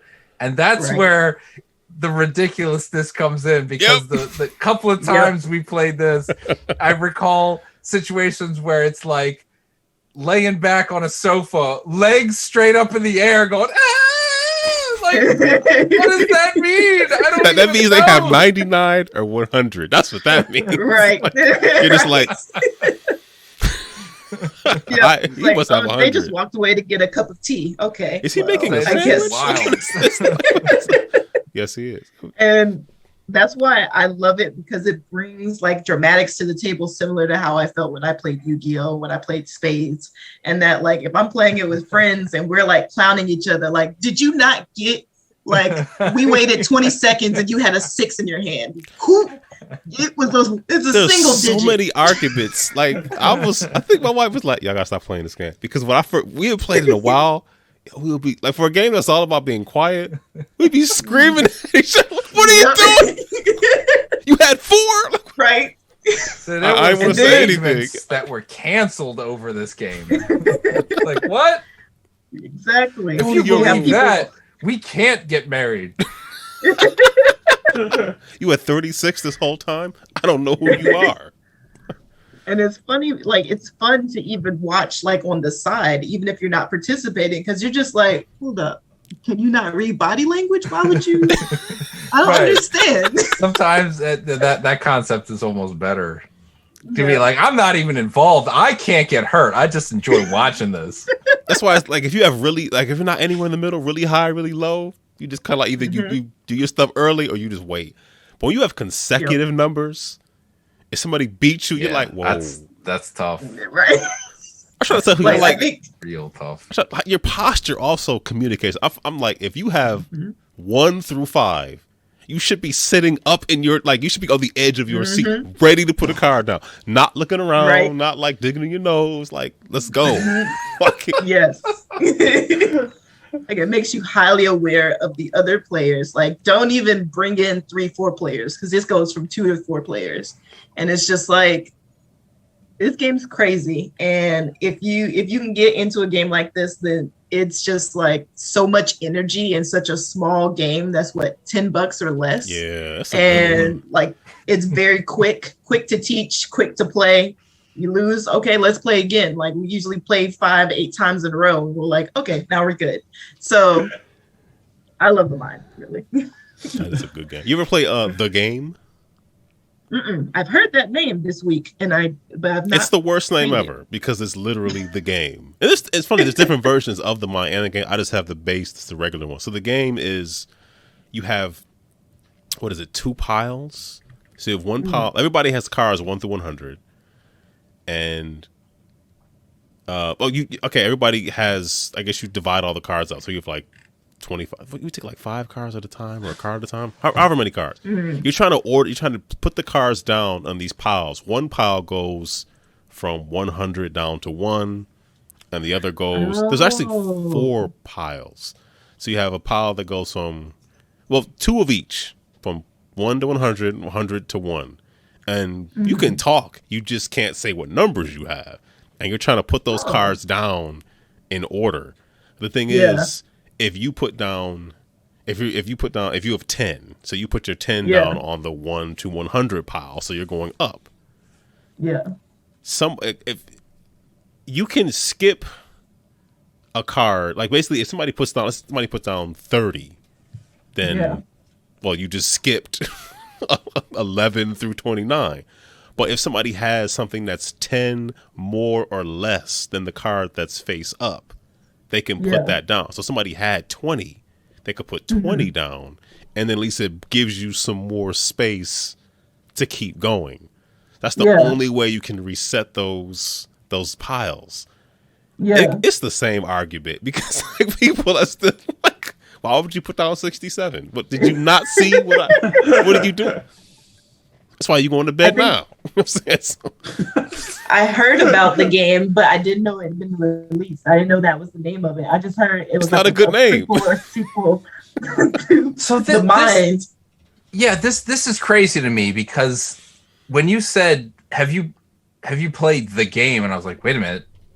I've played the game, but it is nothing like what you just described. There is a thing, and you can Google this, called The Game. This is the one where you have to There's 3 rules. If you think of the game, you've lost. Exactly. So the 3 rules are: number 1, everyone in the world is playing the game, no matter what, at all times. A person cannot refuse to play the game. It does not require consent to play the game, and one can never stop playing. Number 2, whenever one thinks about the game, they lose. And then number 3 is whenever you lose, you must announce that you have lost the game, verbally or otherwise. Or declare so it's just, in other words, it's just if you ever are reminded that you're playing the game, you have to say, "I just lost the game." Right. Okay. So that is the game to me. That is the game. Okay. I haven't thought about it in years, so I just lost the game. Now we're all thinking about it. So thanks exactly. a There lot. you go. So yeah, that's the mind, the game. I think there's only 2 I have that are like that, where you have to be. Well, I mean, you ever play Hanabi before? I feel like I played it once, but I can't remember the rules. We played it once too. Basically, all your cards are facing everybody else, and you're trying to like put. It's like you're trying to organize the fireworks.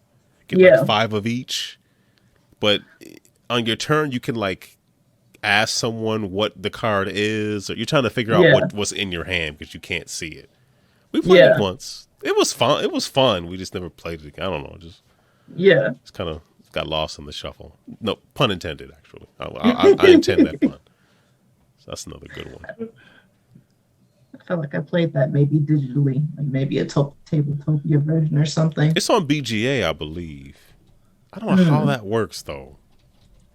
There's some games where I was like, I don't know how it works, and it works amazing. Like roll and writes are amazing on BGA. Because I played Welcome 2 there, and I was like, okay. I played my first game, Welcome 2, on BGA, and I got it. My mom got it for me. Well, she asked me, "What do you want for Christmas?" I put down Welcome 2. So she got Welcome 2, and I was glad because I learned it. That's a really good game. That is so good. It can piss you off too when you can't. You're so close to complete those contracts. That one does work. That's the only one I've ever played on BGA. I don't play anything else. Yeah, For Sale is really nice. That one's another very small game, but like it's super, super compact and fun, like a bidding game. Okay. Or auction game. Like that one, I want to say no more than 40 cards or 60 cards. It's because you have cards that you are betting on, and you start with, I want to say 15 coins. And you have 5 or 6 rounds where you're bidding those coins to get these 5 or 6 cards, and once you buy them, then the second round starts where you're trying to sell these cards to customers who have like a set value amount. Like some customers give you 0, some customers will give you up to $15, which is, I believe, the max. But after those 6 rounds, then whoever has the most money wins, and it goes really quick because again, it's just the cards, and those 15 tokens, and your tokens are hidden. So like people don't necessarily know how much you spent, but you can't like go too high on certain cards or you're just out for the rest of the rounds and you're going to get all the crappy cards. So it's very interesting, but it's on BGA. I highly recommend it. Trying it out there. I'm noticing a lot of games I want to play on BGA are on the premium version. I'm like, well, I guess I got to pay for it. I mean, I went ahead because it was like, what, $24 for the year or something? Yeah, it's nothing. Yeah, I should just do it. Because I played a Dice Forge on there. Shout out to Mike J. Because we did like a gift exchange, and that was the gift that I got, and I really wanted it, and I learned how to play it on there. I need to play the physical version because it's so good. You get to change the die faces. Yeah, I like that. That's good stuff. But the BGA version is really good as well, so that holds up nicely. I'll have to try that because I've enjoyed all the games I've played on BGA because it's very streamlined, and just as a player I was like, I don't have to worry about anything. It won't let me cheat. I'm just gonna play. There's only so many things you can do. You might not know what you're doing, but you can't, accidentally mess up. And that helps. It does. All right, Mike, how about you? What have you been playing? So just a few things here real quick. I checked out the Cyber Shadow game, which is on Game Pass, which is how I played it. It is a very much 8-bit style, Ninja Gaiden style influenced game published by Yacht Club Games, most famous obviously for Shovel Knight. And I didn't play a ton of it, but what I did play, I haven't got to the part where it's frustratingly hard. So it's coming. I almost kind of want to stop before I get to that point, because I've heard it becomes nuts, and I'm like, I love The Messenger overall, but there were parts as I got into that game where I was like, I need to calm down. I need to take a break. I need to go do something else, because I am not comfortable with how I feel at this moment. And I don't want to get into that again. So that's why I had to stop playing Cuphead, by the way. I'm like, same here. I'm just done. I just can't. And I never went back. I may someday go back to a YouTube video to watch somebody else do what I couldn't do. I'm too old. But I was so upset about the way Cuphead worked that even watching somebody else play would probably bring me right back to that moment. How far did you get, though? I think you got further than I did, actually. So I might have what I remember most. The most frustrating part was the inflated clown boss. I was like, it's a random pattern, and if it doesn't go my way, I'm done. Just flat screwed. Is that after the candy lady? I don't remember. As far as I got. I don't remember all of them, but I remember that balloon clown, because I was like, I've done this 48 times. I can't do this anymore. And then on the weekends. It's like, I got nothing. Dude, if your pattern was repeatable, I could just finish this battle. Which it should be. I just can't. It was like, I just have to hope that the balloons don't show up in this order. And they did 4 out of 5 times. And I'm like, I just can't do it. Anyway, I'm getting sidetracked. I'm thinking back to times that I don't even want to relive. Cyber Shadow was cool. I'm gonna try it a little bit more, but if it gets to the point where I'm more frustrated than I'm having fun, I'm just gonna walk away. That's the beauty of Game Pass, though, because I didn't just spend a bunch of money on this game. I spent a whole bunch of money years ago, and I'm allowed to play this game now because of it. Yep. So, that's something that's something I checked out recently. One of the games that I put a little bit of time into with my Mega Everdrive Pro. Sorry, I have to remember the order of the words. Was Shining Force CD, which is a weird compilation / remake of the Game Gear versions of Shining Force with some additional content thrown in, I believe. And I never really got into the Shining Force games, Shining Force 1 and 2 on the Genesis. I know they're highly revered and everything, and I feel like maybe someday I could play them or whatever.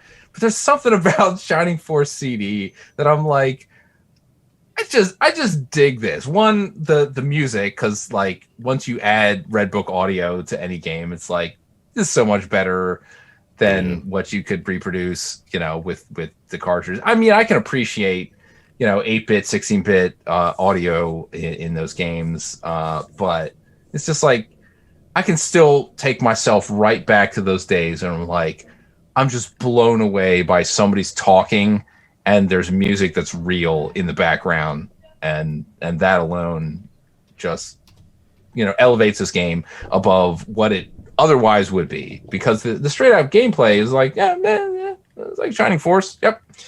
But it was like, hey, y'all defeated whatever the thing is. Then you all went on and did your thing, had a bunch of kids.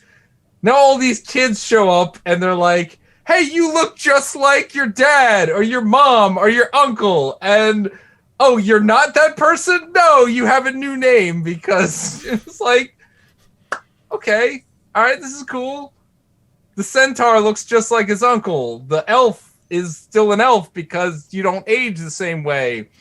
The other elf-looking dude is like, you're just the son of the other, but you're the spitting image of. Pick your name. It's like, all right. This is wild. But I feel like I'm gonna put some time into this, so I may bring it up again. But it was. I had a lot of fun playing it for like an hour, and I'm gonna restart it because of some stupid things that I did. But I definitely want to play some more of this. Gotcha. And that's one of those things. I checked out the Ease 9 demo, and it was only because I happened to log in a couple of days ago, and it was just like, hey, do you want to download Ease 9? I was like, wait, no. What do you mean? Download Ease 9? Did I accidentally buy this game the other day and don't even remember this? They're like, oh, no, it's a demo. I was like, oh, okay, I'll do that. I didn't even know demos even existed anymore. It's been so long since I played a demo of like almost anything. But you didn't play the Resident Evil 8 demo? Oh my God, no. Why? No. It's like 10 minutes. Yeah, I don't care. About that. Okay, how do you really feel? But it's been a while since I did buy Ease 8 and I played a little bit of it, but I really never got into it. But this was fun. I enjoyed what I put into it. The music is really good. There's one point, like the demo itself is like, choose which level you want to play, and we'll give you 10 minutes to do whatever you want, which kind of sucks because it's like you still limit how far I can go, like physically. Like there's a invisible wall that just says, hey, this is a demo. That means you can't go this way. I was like, if that's the case, just let me finish the content.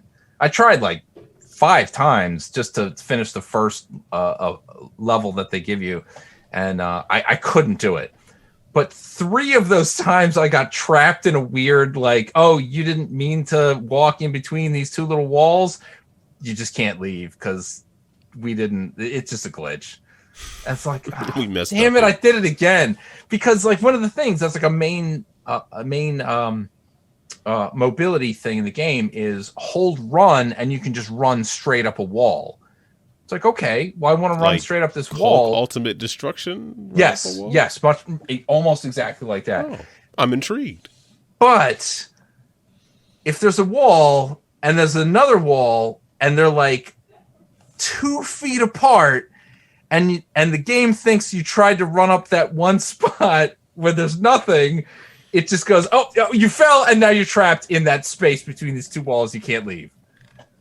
I was like, all right, let me try again. And the 3rd time it happened, I was like, nope. Maybe I don't care about this anymore. You convinced me. But I tried the other. I could not finish either one of the 2 levels that they let you play around in. But I was like, I'm sold enough to go buy it. I own every other Ys game that's ever been released in the US. So I didn't expect you to say that, honestly. Why wouldn't I? You know, after at this what point. You just said. But I did have fun. Like it's very action based. I have, not including every version of every game that's ever been put out, but I've only ever completed Ys 1, 2, and 6. Excuse me, 1, 2, 3, and 6. For the only official US release is the what's it called? Something Celceta, Memories of Celceta, or whatever it's called. Like that's just it's a remake of an old game. I've not played that one yet. 5 has never been officially released in the US. There's only one version. It's for the Super Nintendo. It's not even well received. I don't even care about that. 6 is Ark of Nepishtim. I finished that 15 years ago. 7 I never even touched. 8 came out a couple of years ago on PS4, Switch, and Vita, and I barely touched it, but it was well received. And then now here we are at 9. So I don't know. I'll just throw it on the pile and eventually I'll play it. I guess that's more or less my intention at this point. Games. Yeah. But Ys. I've got the lineage dating back to. The very first version I ever played was on Master System. I have G Nitro's copy, his cartridge for the Master System of Ys. Yeah. Yeah, the ancient. I forgot what it's called. Oh God, it's got a weird subtitle. It's like Ancient Ease Omen or something like that. Yeah. The Ancient Omen. I don't know. Whatever. So that I completed that. It's a terrible grind because your experience takes forever to build up when you need to get max level. It's like you just have to go back and forth and have enemies respawn on the screen for hours. That doesn't sound like fun to me. The end game is not fun on that, but it's all because most other versions of Ease, they give you 1 and 2, and when you finish 1, you go right into 2 as if it's one game.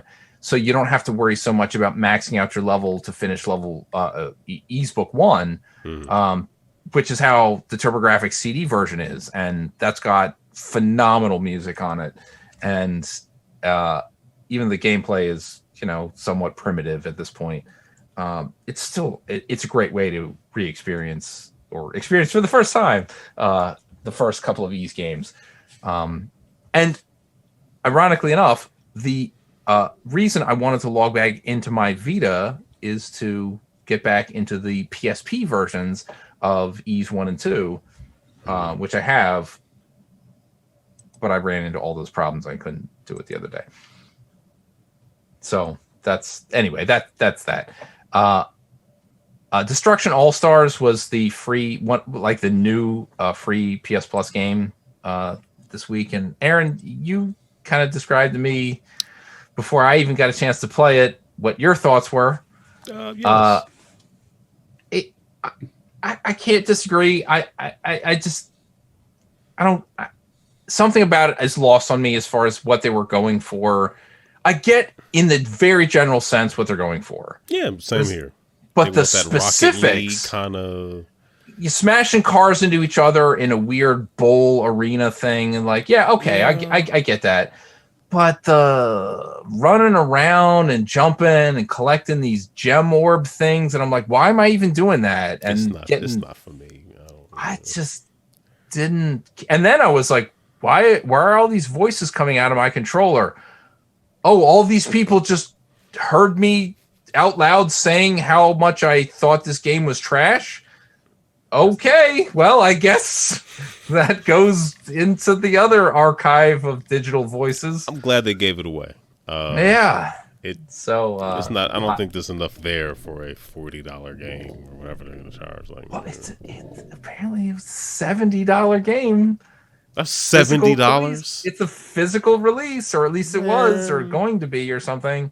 There's no any game where it's okay, you have to pay for the online service to be able to play it. Mm-hmm.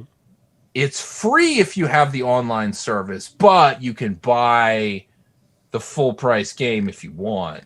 It's no, I'm good. Why would anyone do that? Sure, it's only free for the first month or whatever. On PS Plus, but it's if you're gonna play it, you're already paying for PS Plus. The Venn diagram of people who are ever gonna play this online and could get it for free, it's almost a circle.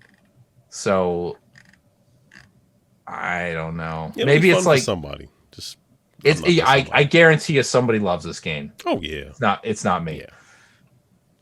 And the last thing I'll mention real quick is this evening before the show, after dinner, my wife said, "Hey, you want to play some point salad?" And I was like, "If you want to play some point salad, we can play some point salad." So we played a trio round, because with two people, it's the exact number of the entire deck is split into threes, and then you shuffle each one, and then when you've gone through the whole thing, you've seen all the cards at some point, and then you're just good to go. Do you use all? The instructions say to get rid of X number of cards for a two-player. You ever just play with all of them anyway?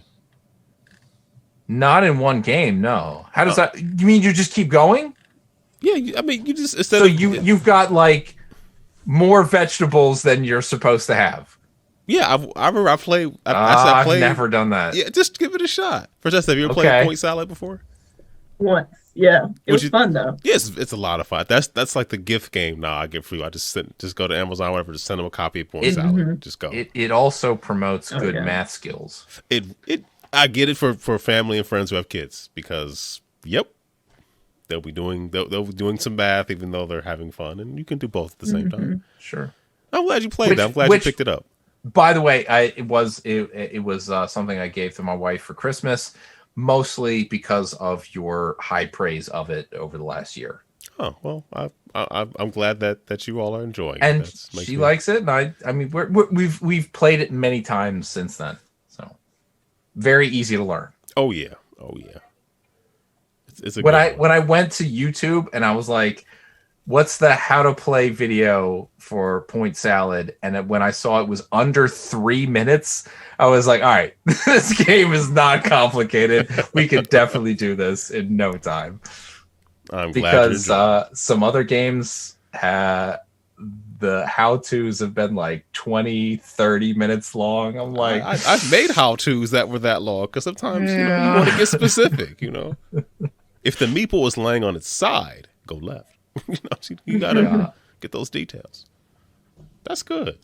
I'm glad. Oh, good. So anyway, that's some things we've or we have been playing. Okay, I'll do my best to be brief. I've been playing some Tumbletown, which is some weird giraffe. Yeah, Tumbletown, and it's fun. That's a Kevin Russ game, right? So he did Calico too, didn't he? No, that one. Oh yes, he did do Calico. He's everywhere. Oh, they're both sitting up there, and I did not see they were both Kevin Russ. That's hilarious. Yeah, Tumbletown is my jam. I love dice, so yeah, that's my jam. I talked about it last week, but just making the towns and there's definitely an engine building aspect to it where you're trying to get cards that either give you points for the icon that you have or whatever, or the cards that let you add plus or minus 1 to a die value or re-roll, all types of stuff you can do. So if you build your your town outright, you can really do a lot on your turn. Yeah. And then it comes with a dice tower. Yes. Which I actually didn't have. That took me a minute. So it wasn't. I had one part all backwards. I was like, this doesn't look right. I was like, right. I just Yeah, it doesn't have a little diagram, but it has the instructions written out on the die line whenever you punch them out. Yeah. Yeah. The problem was I punched it out too quickly. I should have really looked at them before But yeah, that's a good one. I really enjoy that one. I've only played it solo. I get the girls to play. Another one. This is a prototype from Weird Giraffe, or maybe it's Galactic. Yeah, it's Weird Giraffe, not Galactic. Raptor. Gift of Tulips. Have you played that one? I haven't played it, but I've seen her promoting that one a lot. I want to play it. It's fun. It's like you have these flowers, and then you basically have like ranks. So there's different numbers on all the cards. So the rank is just how many of that that number appear under like it's basically like 1 through 4 and the rank 1 through 4, and that's gonna move around a lot as people add them. So you can either add to your bouquet in front of you, or add to like the central ranking overall. Yeah. Or you can like put it in like a secret bouquet. Yeah. Where no one knows what you're putting in there, and you're trying to game it so the cards that you have, because I think if you give somebody else a flower for their bouquet, you get points. Yeah. So it's really interesting. I think I actually played this at Dice Tower like a year ago, but it was the early stages of its prototype. Because that sounds familiar. Yes, that was fun. It's a good one. And I like the fact that you're rewarded for giving someone else something that could potentially help them win the game, but you get points for it right now.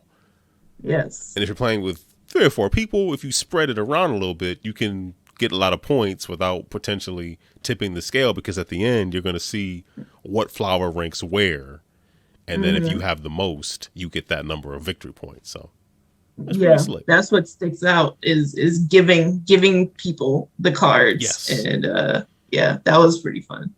I like that. Of course I was doing it wrong because I was the icon. Sometimes I don't always iconography, even if it makes so much sense, but then sometimes I like overthink it. Well, it can't mean that. Yeah. That's what it meant. But we all make mistakes. Played some Quiddler, and of course, you played Quiddler before?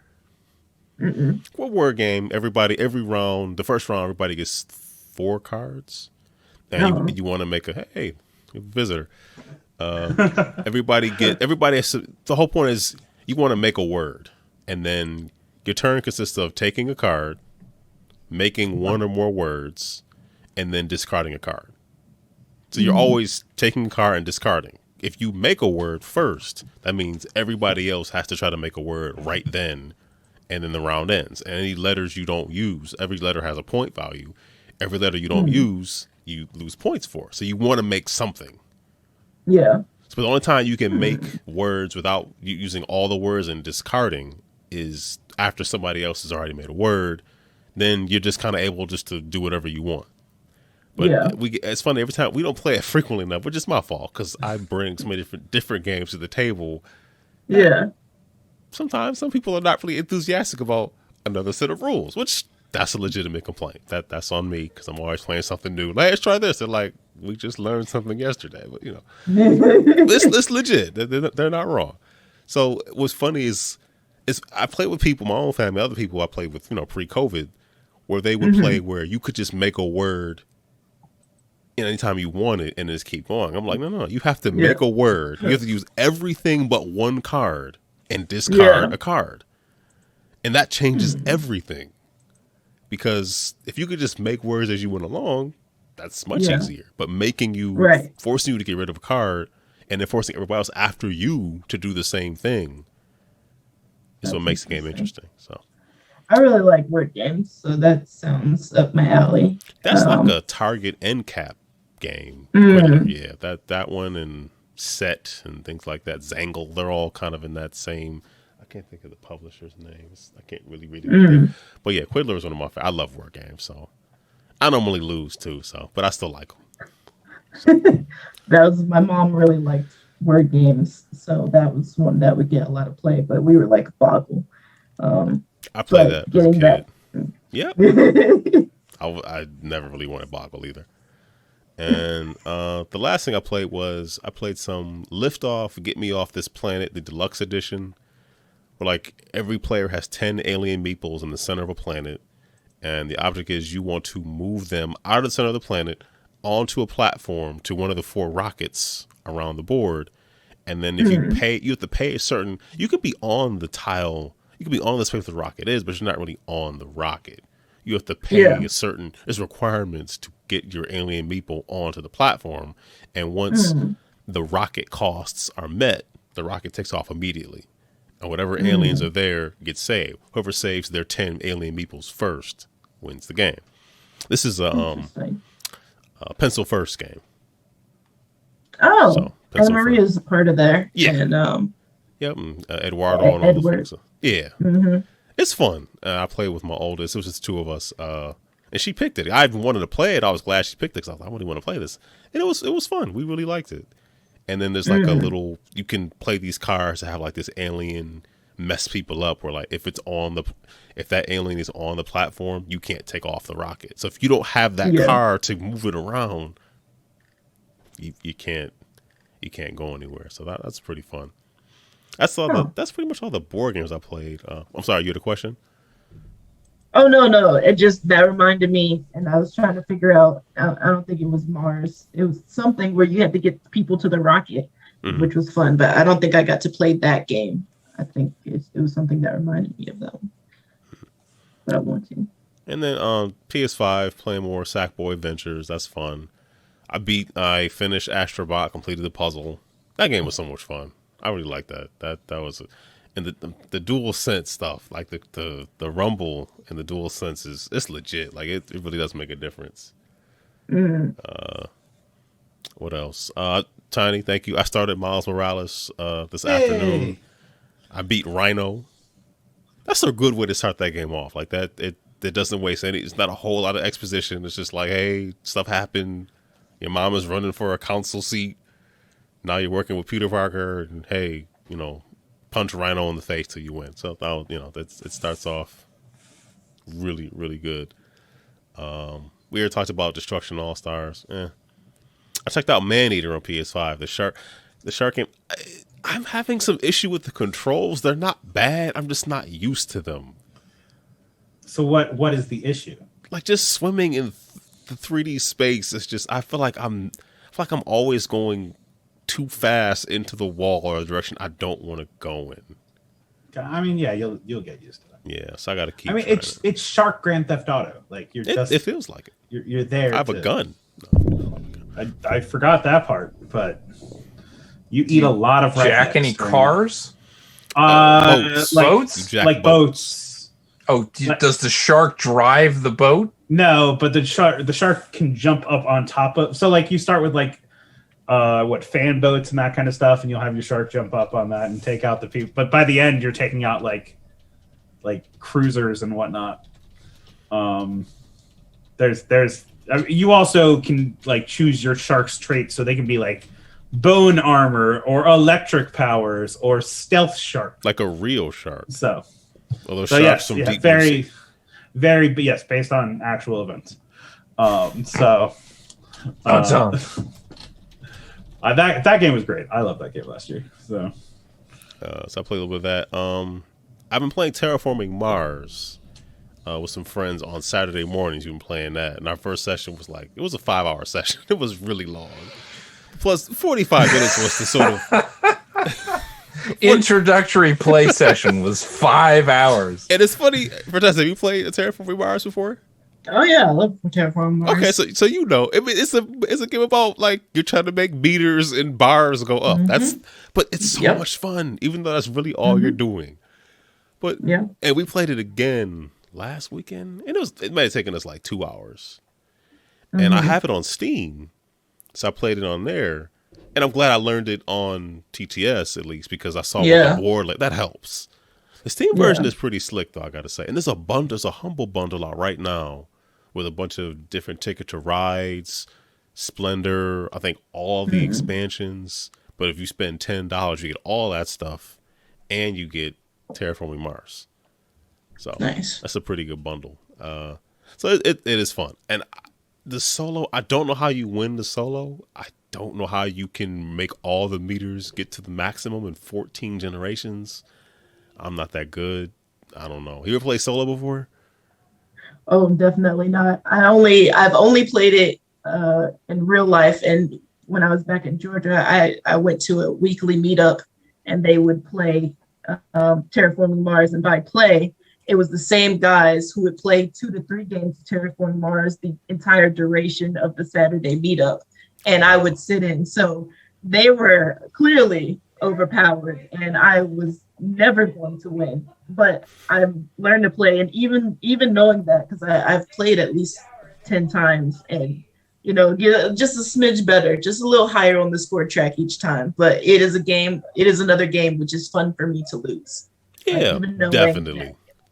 I'm not gonna beat those guys. I will still sit down in a heartbeat to play it. But setting it up myself, oh no. To do solo mode, I tried that once, and I realized that was a great mistake. So no. I have a copy here. I might do it in the physical version, but I don't know how you make all those meters go up in 14. I just don't know how you do it because you run out of money. And I got the corporation where you can your energy turns into heat at the end of generation. And, and the corporation I had could spend heat as money. So I had plenty of money, but I still couldn't. I didn't feel like it was wise to just buy a bunch of oceans and buy. I almost got the temperature, because I've generated so much heat. I almost got the I was like 1 or 2 notches below getting the temperature all the way to the top. So, like you said, incremental improvements. So and it helps you understand the game better, different combinations. But that is a really fun game. And the last thing is, the captain is dead. I've never played the physical version. Have you? I've heard the name, but I've not played it. I don't know what that one's about. It's like a pandemic kind of thing where like you're on a ship and every turn, every round, aliens are coming in to attack. Something is broken. And every character, it's like an action selection kind of thing where like, well, I'm saying that without having played the physical version, but I actually played it with my friend Will. You know Will, Tiny. Yes. Will. Fictional character Will, yes. Yeah. We played it. He showed me the ropes on Steam, which doesn't have multiplayer. So we did the remote play thing where you take over the person's mouse. That worked pretty well. So basically, everything's on fire. Like you're just like every character can move. Every character might have like 4 actions. So if you walk a certain X number of, if you walk between certain parts of the ship, that uses actions. Yeah. And then when you get there, you can spend these like action tokens to fight the aliens, fix the teleporter, or fix the gravity. Because if the gravity's messed up, it costs you twice as many actions to move. So that becomes like your top priority. It's almost like a pandemic thing where like you know, everything is spreading and you need to go to the places that are most susceptible first and deal with that before you deal with everything else. So it definitely has a... Is it cooperative? Oh yeah, completely cooperative. So yeah. Yeah. But we failed 3 times, so yeah. And then it's funny, like as the alien, 'cause the whole goal is, I think you want to get your jump drive up to 100%, or your warp drive or whatever. Once you do that, I think you can get out of the predicament you're in.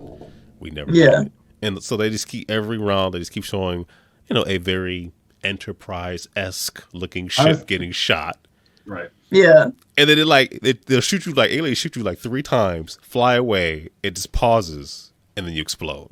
It's like game over. So, nice. But it's pretty fun. So those are the things that I played. Tony, how about you? I'll go through mine real quick. I started and finished, completed at least the story mode for Marvel's Avengers. This is the game that came out September last year, I want to say. Starring Kamala Khan as Ms. Marvel, and then she there's a whole story about how the Avengers break up and she brings them back together, and it was very good. Like, I'm very surprised by it based off of what people were saying about I've only heard good things. That's the thing. And there are weird things about it, and it's supposed to be built like a Destiny. So Hulk is upgrading his spine because Hulk doesn't have armor or whatever. So his things are his fists get denser or whatever. I will just say, randomly speaking, if I could upgrade my spine and fists, I would absolutely do that. Understood, but I've done it. Weirdly, you find my lord, you find new spines made by Stark Industries or by PIM Electronics, why are they hidden? Why are they in that box? Right. Yeah. Anyway. I punched a garbage can and a Hulk spine flew out and hit me in the face. Yes. So that's the weird Destiny kind of stuff to it. The other part is it's a video game. So while you're playing through it, a lot of the missions are supposed to be multiplayer missions, and I was playing solo, so it just bring in computer controlled characters. But sometimes it bring in characters that haven't shown up in the story yet, and for example, are supposed to be dead. That's the best part. It's very optimistic. Wait, I thought this mission was to go save Captain America. How is Captain America here? So there was definitely some complications, and I don't know if that's maybe because there are triggers in the game. They've released their first DLC character, which is Hawkeye. It's Kate Bishop Hawkeye, and I don't know if because she's there, it's triggering that. Oh, this is post-game content. So all characters are available for missions or whatever. But I really enjoyed it. And you can pick it up for $20 or $30 now. And I would love to play with multiplayer people. So we'll see about that one. Another one, and this probably goes about the same way as 13 Sentinels, Aegis Rim Rising Pacific Rim. Whatever that game is called. Yeah. I started playing Sakura Wars on PS4, which is steampunk mecha in, let's say, 1930s, and you are also running a theater where you're doing a review, but at the same time, you get into your mechs and fight demons. Mm-hmm. So the theater is funding your demon fighting. This is based on a true story. Tell me more. You're protecting Artichokes. It's so far I'm so confused. They just introduced a sub game, a Hanafuda card sub game, and I have no idea what's going on. So I've got to go read up on how. Are they real? They're like Nintendo Hanafuda cards? I mean, they're not Nintendo because this is on the Sony system. but made by Sega. No, Sega, right? Sega's this series has been around since at least Saturn or Dreamcast. Yes, I kind of forget. And there are references to previous parts of that in this game. Yeah, but this game was sent out to die so much that Sega only subbed it. They did not dub it. Which, like, I was reading fan critiques and like people that have difficulty with reading or are affected by different pieces, like they effectively can't play this game, which is a real interesting choice by Sega. But was there a physical release of this? There was. I own the physical release. My lord, maybe now is the time to buy. It was $20 or like $29.99 over Christmas. It's not that cheap today. It's real interesting. We'll see. Like, it's broken up into episodes, and so far I've met all the women that are part of the review, and the character you're playing as is the new captain that's coming in. And again, it's all like steampunk mecha. It's very interesting. I will probably stream some of it. We'll see. And then the last thing, I started Xenogears on my PlayStation TV, on my Vita TV. Enjoy, sir. Enjoy your 127 hours of fun. So, I mean, much like Aaron, I didn't have a PlayStation when PlayStation was the hot system. I had an N64 because I liked GoldenEye. I'm playing Choices were made. Choices were made. Yep. Yes, I mean, we've talked about this before. My parents would not let us as kids have both consoles. Our uncle got us a PlayStation, and at the end of Christmas break, we were told we had to choose which one we would keep, and the other one was, I don't know, returned or given to the church that it was something. A gift. That is, wow. Oh no! Again, video games waste of time. Computers, that's how you get a job. And my parents believed that up until the day I moved to Canada to make video games. Are you sure, son? So it's a very different time now. So you all were having fun with the PlayStation. Your parents said, "Hey, turn that off and put it back in the box and don't play it again." Not only that, I went out and bought games to call their bluff. Totally, wasn't a bluff. Oh no! Don't challenge mom and dad when you're a teenager. Oh my goodness! Wasn't a bluff. I still own that copy of Final Fantasy VII. Yeah. So it was, again, weird time in the Whalen household.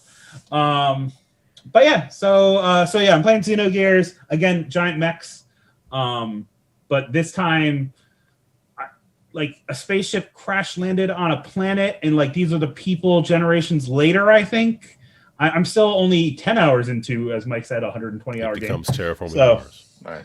Like it's like, but there's mechs walking around, but also it's an agrarian time. I don't know.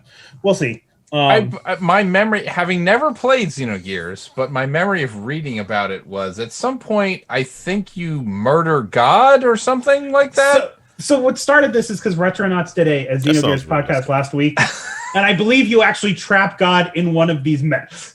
So what does God need with a mech? Star Trek 5. Which is a great Star Trek reference. Don't watch Star Trek 5. You haven't seen I enjoy that. Please do watch Star Trek 5 so you get these references. It's terrible. I mean, that's all like 16 32-bit JRPGs. It's you're essentially, every one of them had a God fight at some point. Like most Final Fantasies, you're like, we have to take on God, I guess. Yeah. Well, I was bored today. There's no football on the television, so I'm just gonna murder God. This one. I mean, and the weird thing is, so there's Xenogears, and then the guy went and made Xenosaga on the PlayStations, and then which was its own different trilogy, or did they make more than that? It was supposed to be 8 games. Oh my God. That's a lot of games to say we have enough stories for 8 games. Oh, see, I lost track, but I thought there was a Xenosaga 3 at the very least. Well, then they canceled that, and then the guy goes and works for Monolith, and then Monolith goes and gets, I think, bought by Nintendo. So he starts making Xenoblade Chronicles, which is the games that are on Wii. Oh, they love the Xeno word. Right, like it's all somewhat connected. Like, it's the first MCU is what we're saying. Anyway, so it's a lot like Shenmue, where it was. Yes. Shenmue is just chapter 1. There's Shenmue going to be 2 is 16 chapters of this. 4. I swear to you, but there's no way in the world that I'm going to live long enough to make all of them. So, Optimism. Yes. So anyway, I'm playing that too on the PlayStation Vita TV that I did create a unique password for. Legally speaking, you paid them money to be able to play. I'm like, yeah, this is all from the store or whatnot. Exactly. I mean, that was the point I was trying to make before. You're not bootlegging this and saying, like, I should have the right to bootleg these games on this legal hardware that you can, shut me out of anytime you want. I'm confused. Anyway, we can revisit. I want to understand why you couldn't play a physical game. Because, I have had blank that I have no idea that you play physical games. But when I turned my Vita on, which already had Assassin's Creed Liberation plugged into it, the first thing that happened before I touched a button said, we cannot authenticate this game because of this error code. And I'm like, I don't know. I don't know what that means. I don't even care if the patches are up. If I have a physical cartridge, please let me be able to run that, because that might be an Ubisoft thing, though. I would assume that 20 years from now, I will not be able to play any of my PS Vita cartridge games, which admittedly are very few, but theoretically would be a significant problem. I think I have 11 physical Vita games. That's too many. You should get rid of them. I think I will. 30 something. Wow. That is a significant number of too many Vita games. I bought the Danganronpa series, so that's 4 of them. I have most of the Telltale games on physical. Borderlands for some reason. I bought Borderlands, Borderlands 2 with the 2 DLCs, but they never brought the rest of the deal. Anyway, whatever. Somebody should cue taps in the background right now. We should go on to just real quick on game news stuff. One thing. Google has decided they're no longer going to make games. So goodbye to the Stadia development I didn't think that they did make games. So they had started their own studio that was supposed to bring games to Stadia. I get that they paid money to people to do something, but as far as I knew, I never purchased a Google-made game. No, they never made one. And you're not going to at this point because they killed it all. So. But I mean, you've also never bought an Amazon game so far. They killed that too. They've been making those. I've gotten a lot of free games from Amazon Prime. A ton of free games, quote unquote free, because I pay them $120 a year for the right to say that I have Amazon. Yeah, but Prime. You have all those movies you won't watch, with the exception of Coming to America 2. So. Is that coming to Amazon? Yeah, I will definitely watch that now that I know that I have access to it. It looks funny. Yeah. I thought that was something that I would have to pay for. So I don't know. I mean, I've already paid for it. Excuse me. No, it's coming. I thought it was Netflix, but it's included in whatever service. Okay. I mean, if it costs me $10 for $15, I don't care. I'll just rent it and keep it. Whatever it is, if I've already paid for it, I will watch it. It can't be worse than Wonder Woman 84. So. Sure, anything could be worse. It's not going to be, but it could be. It could be. Anyway, other 2 things to mention real quick. Stubbs the Zombie is coming back. Oh, good. Apparently, Aspire, the Mac, or I assume they're porting the PC version to next-gen consoles, let's call it. And then EA is bringing back college football and college sports games again, and I don't know why, because they always lost money on that.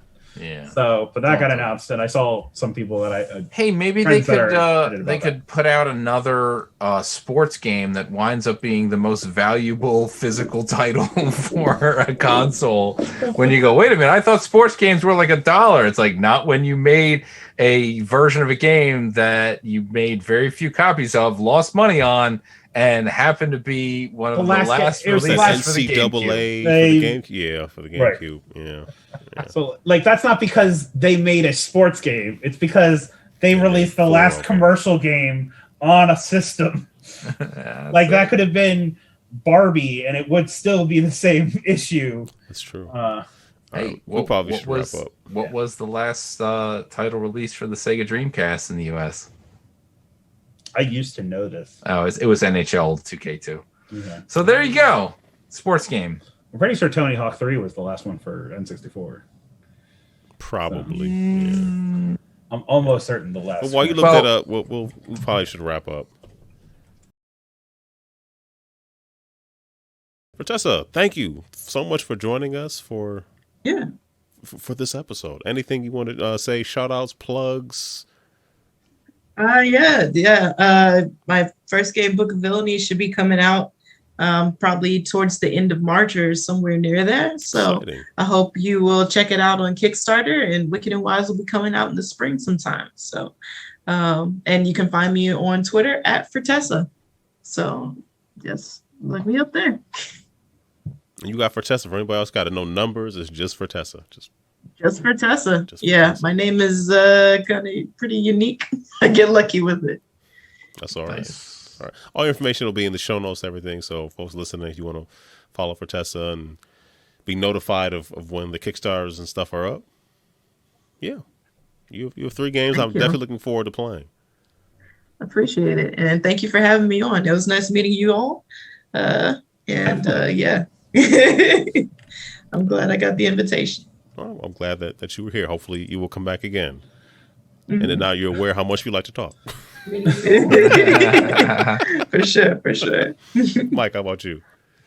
I, as always, encourage anyone who's eligible to donate blood and anyone who has pets to have them spayed or neutered. Roll on. You got Tiny. I can't believe it's already February. And you haven't signed up for your Extra Life account yet. You should go to extra-life.org. Are you talking to me? I mean, you haven't yet either. But I was more going for the general public. But I think it was directed specifically at me. Okay. You can go to extra-life.org and sign up to raise money for your local Children's Miracle Network hospital by playing games. Board games, video games, card games, sports. Mind games. So mind games, I guess. And 100% of what you donate or raise goes directly to the hospital that you choose. So, for example, Michael, you'll be raising, I assume, for Johns Hopkins Children's Hospital in Baltimore. Presumably, yes. But there are 170 hospitals to choose from across Canada and the United States. So you can raise money, help kids, and play some great games. And fundraising is available all year long. So, wait, it's Jazzo's in the chat. She just said that she's getting her first. She got her first silver medal this year. I saw. I was very excited. That's what's up. For the kids. So yeah, it's all for the kids. It's a great excuse to play some games. And like I said, 100% goes to the Children's Hospital. So, for example, I raised for Children's Hospital Philadelphia, and they use it for child life services to help kids be kids well at the hospital. Which is important. Exactly. So that's you could also go to GameEnthus.com/extra-life. You can see it at the top scrolling across. Donate to your favorite Game Enthus personality. I know it's me. So the microphone, but it's me. So check that out. And back to you, Aaron. Thank you once again, Fertessa, for your time. It was a pleasure meeting you, getting to know more about you and what you've been up to, and your affinity for Dragonball Z. Yes. At Z. Well, I mean, you also grew an affinity for Dragon Ball after you watched it. So, yes. But again, Goku's a terrible father. So he didn't even know he had a second kid. Didn't know he had a second child. He's mine too. Okay. So what happened now? All right, thank you for the folks who were in the chat, James and it's Jazz Joe. Appreciate you all being here and asking questions and joining in. It makes for a better show. So thank you for that. You want to leave us feedback, you can always email us at podcast@GameEnthus.com or leave us a voicemail at 202-573-7686. And I believe that's it from what I see here in the show notes. That's it. Right. And also check out the stuff on YouTube because there's always stuff going up on YouTube. Video podcast, we playing video games and talking, we doing board game previews and reviews, all that kind of stuff. So plenty of stuff going on there. So that's it. Anybody have anything else to say? I mean, wear a mask, stay safe. Sue everybody. Sue everybody. Punitive damages you're giving me. All that good stuff. I mean, I just thought, I don't think you ever mentioned why you have your background as you have your background. So.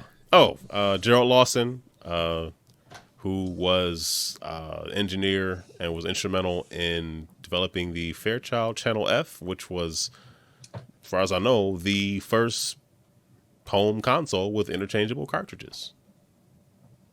Accredited as such, and it's just, I mean, obviously this is late in his life, this image you have up there, but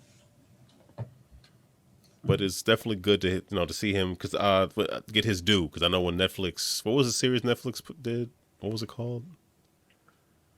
The first episode was featured, had his son and his family and his grandson. Oh, what's that? Anyway, was that Game Over? It might have been. It was Game Over. Yes. Yeah. I mean, unfortunately, Gerald passed away long before more people knew who he was. But it's good that people now know more about what his contributions were. So that's why. True. I put Gerald Lawson up there. So, all right, that's gonna do it for us. Stay safe. Have a blessed week, blessed weekend, all that good stuff. Make something that you shouldn't eat to watch Super Bowl. Even if you don't watch Super Bowl, make something you shouldn't eat and eat it anyway. I don't know. That's what I would preferably not with the bleach. With bleach, no, not with bleach. No, that's.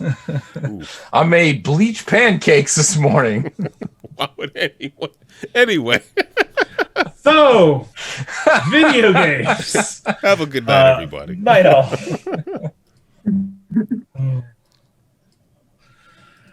All right.